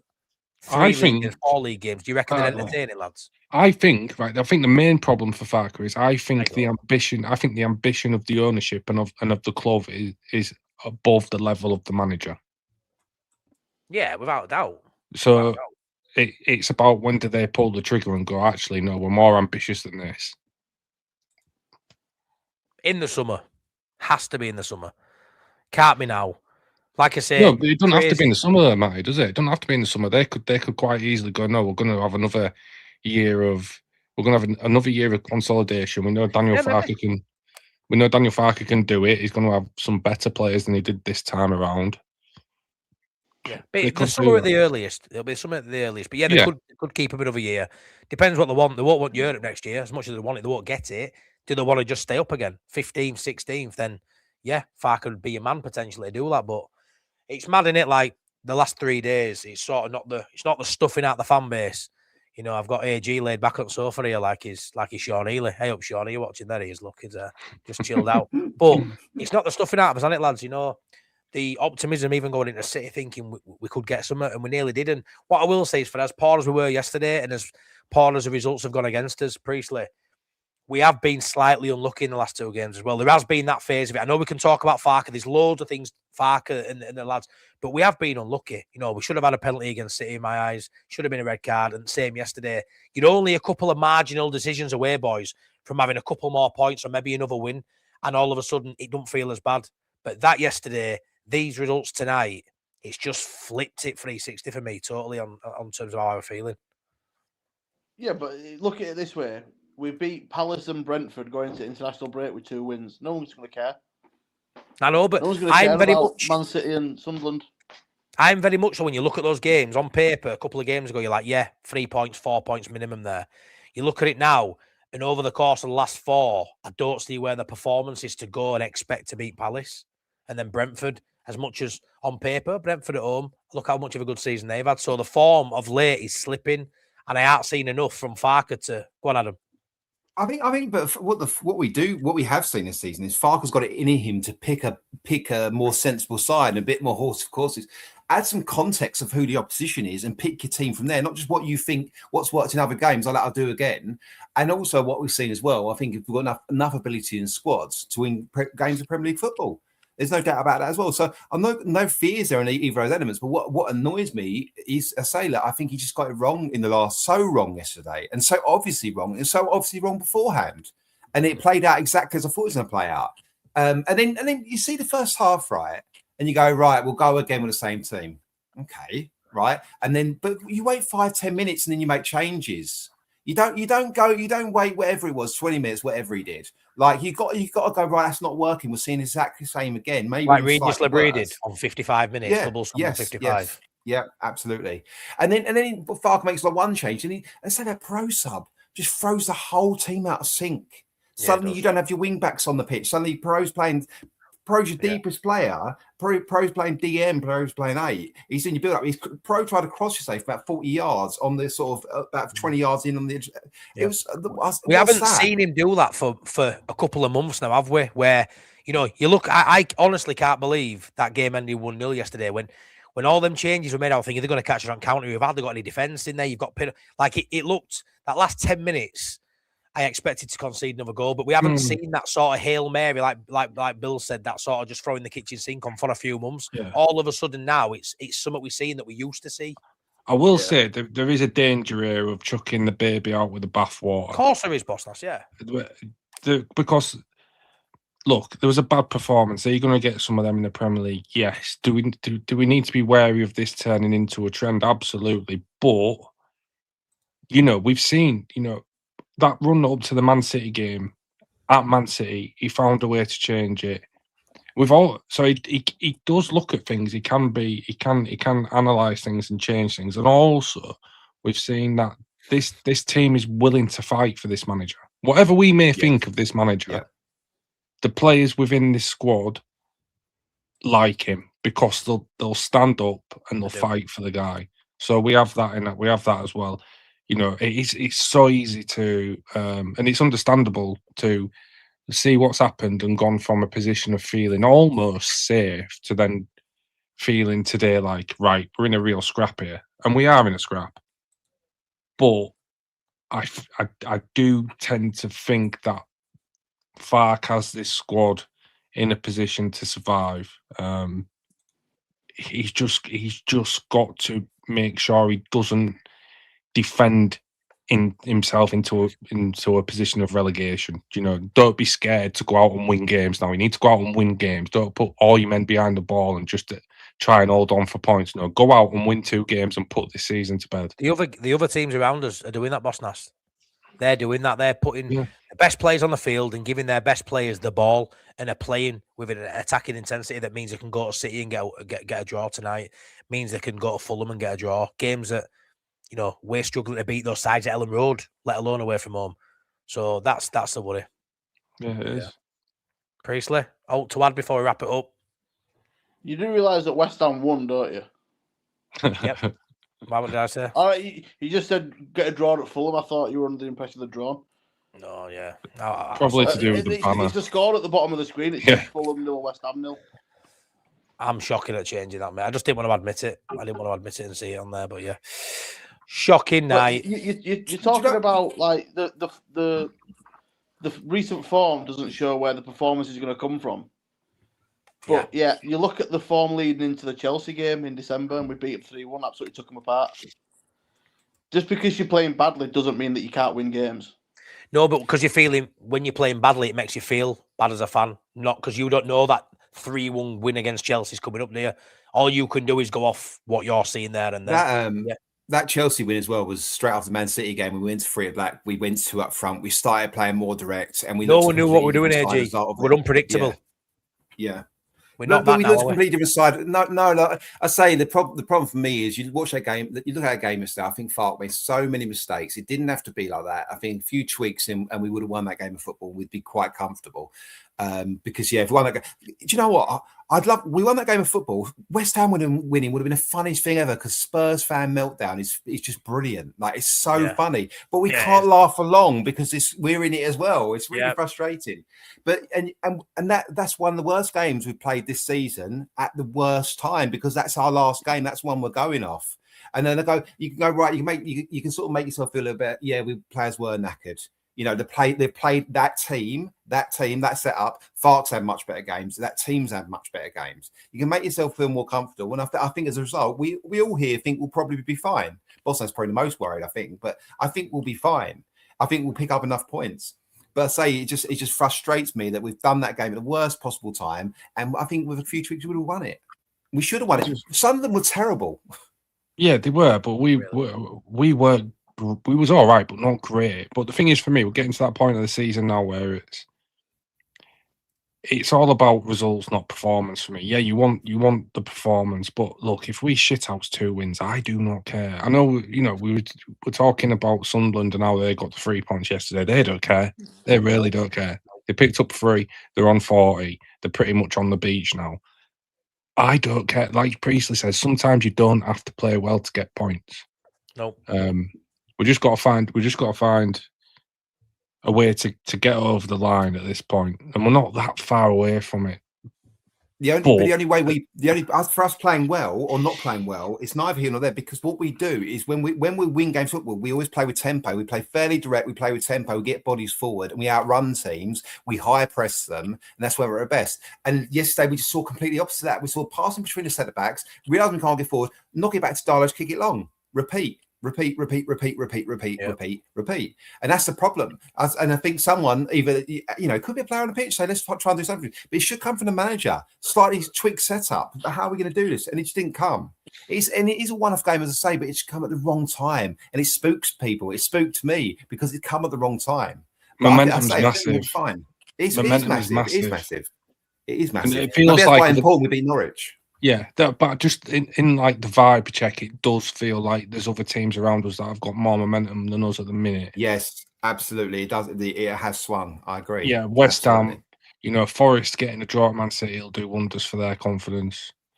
We can't. It's just gonna. I just think it's going to be really close. In these last 9 games, we can't keep dropping points from winning positions. You know, we can't. In these next 9, we can't win 1, draw 3, and lose for 4. You know, it needs to be 3 wins at least, and a couple of draws. And then we can't keep conceding 85th minute goals. We can't keep being one up and drawing 1-1. We can't be 1-1 and losing 2-1. There's 9 games left. West Ham and Forest will back themselves to go win half of their games based on what we're seeing right now. So we have to do something similar. These draws in 9. What are you laughing at, Priestley? Go on, mate. Jump in. I was just when you're saying we can't do this, we can't do that. I just had that vision of Mick McCarthy going, we can. Yeah, I've had some really good feedback on that reaction yesterday. Lads, I will say this: don't panic. 3 more wins and we're safe. We'll get 3 more wins. Do you know the thing? The thing is, I think you're absolutely right. I'm not panicked. I'm just annoyed at Farke. I'm really annoyed at what he did yesterday because I thought it was shit. What's new? Well, yeah, I agree with that. But he's got a real good way of simplifying it, Priestley. I'm just like, yeah, what's no, but I've given him lots of praise this season. I think he's very good in certain games, but reverting back to his nonsense in this game just made like. We all think we'll stay up, Phil. We all think, every single one of us on this panel now thinks Leeds stay up, but it's a conversation that right now needs to be had. You know, like we're going to get on here, a bit of therapy and talk. Are we more nervous now than we were before we played Sunderland? We all thought we'd beat Sunderland yesterday, be 9 points clear before West Ham kicked off. 2 right, we sat here 3 points clear. Some of us thought we'd absolutely batter them, didn't we, Matthew? Of course I did. Well, yeah. Can I ask you, boys, were I wild to suggest Leeds might put 3 or 4 past Sunderland before it? Is that wild? Not completely. We haven't beaten anyone 4-0 this year, have we? Palace 3, I've scored 3 a few times. I don't think it's completely wild. No, not with the amount of players. I mean, once Xhaka's not starting, the keeper's not started as well. Like, yeah, absolutely. We were strong favourites for that game. I think 4-0 was on the strong side. It's not wild to say we're going to beat them 4-0, but it's just silly tempting fate like that. Got to do it. It doesn't have any effect though, Priestley. Let's be real. I know. Honestly, you think yesterday I were the reason where you were going on. I were the sole reason. The thing is, the danger is Farke. It's Matty's fault we lost. Fucking yes. Honestly, wild. The danger. I'm not saying you can't blame Farke. But but you are a bit of a Farke cheerleader, Priestley. You are a Farke cheerleader, mate. I'm a what? You're a Farke cheerleader. Let's be real. Yeah, I mean, fuck me for getting behind manager, lads. What are we doing? Let's just sack him. Hey, let's Why try don't we just sack him? let's and try and sack make all him cry players for as well. once. Fucking Calvert-Lewin, he's shite. We got him on a free. He's done no. See what I mean? Just triggers him. Just triggers him. You can tell in the It's chat. such a stupid How is comment. preaching Oh, the most triggered one here? I'm so triggered. Like you get Sean Healy putting something in the chat, and then you just see the fucking emoji of Priestley typing. You just know he's triggered. He's done him straight away. He's done him. It's not even about trigger. See, that's another thing as well. You try and have a debate with someone. Oh, you're triggered. No, I'm trying to have a debate, and all you can do is talk bollocks. Priestley, have you got a quiz question or a club to club question just to end it on? Yeah. Let's end it on a quiz question. Yeah, but you can suck me balls. There you go. Look, come on, mate. Have you got out? Have you got out to hand? Oh, Nothing mate. to hand. No. Wounded, mate. We'll end it on this then, Priestley. How many points do we get from Palace in Brentford? 4. We'll end it on that. Right then. Yeah. Right then, boys. We're going to call it there. Honestly, I've nearly been going for 4 hours. Thanks for everyone that's tuned in. Loads of new subscribers. Really appreciate the chat. I hope you guys have enjoyed it. AG, Boss Nas, Priestley, thanks for jumping on to help me out towards the end. Really appreciate the convo. No worries, I'm off to bed. See you later, Priestley. Everyone, take care. Love you all to bits. Please like, please subscribe. Bye-bye. Good night.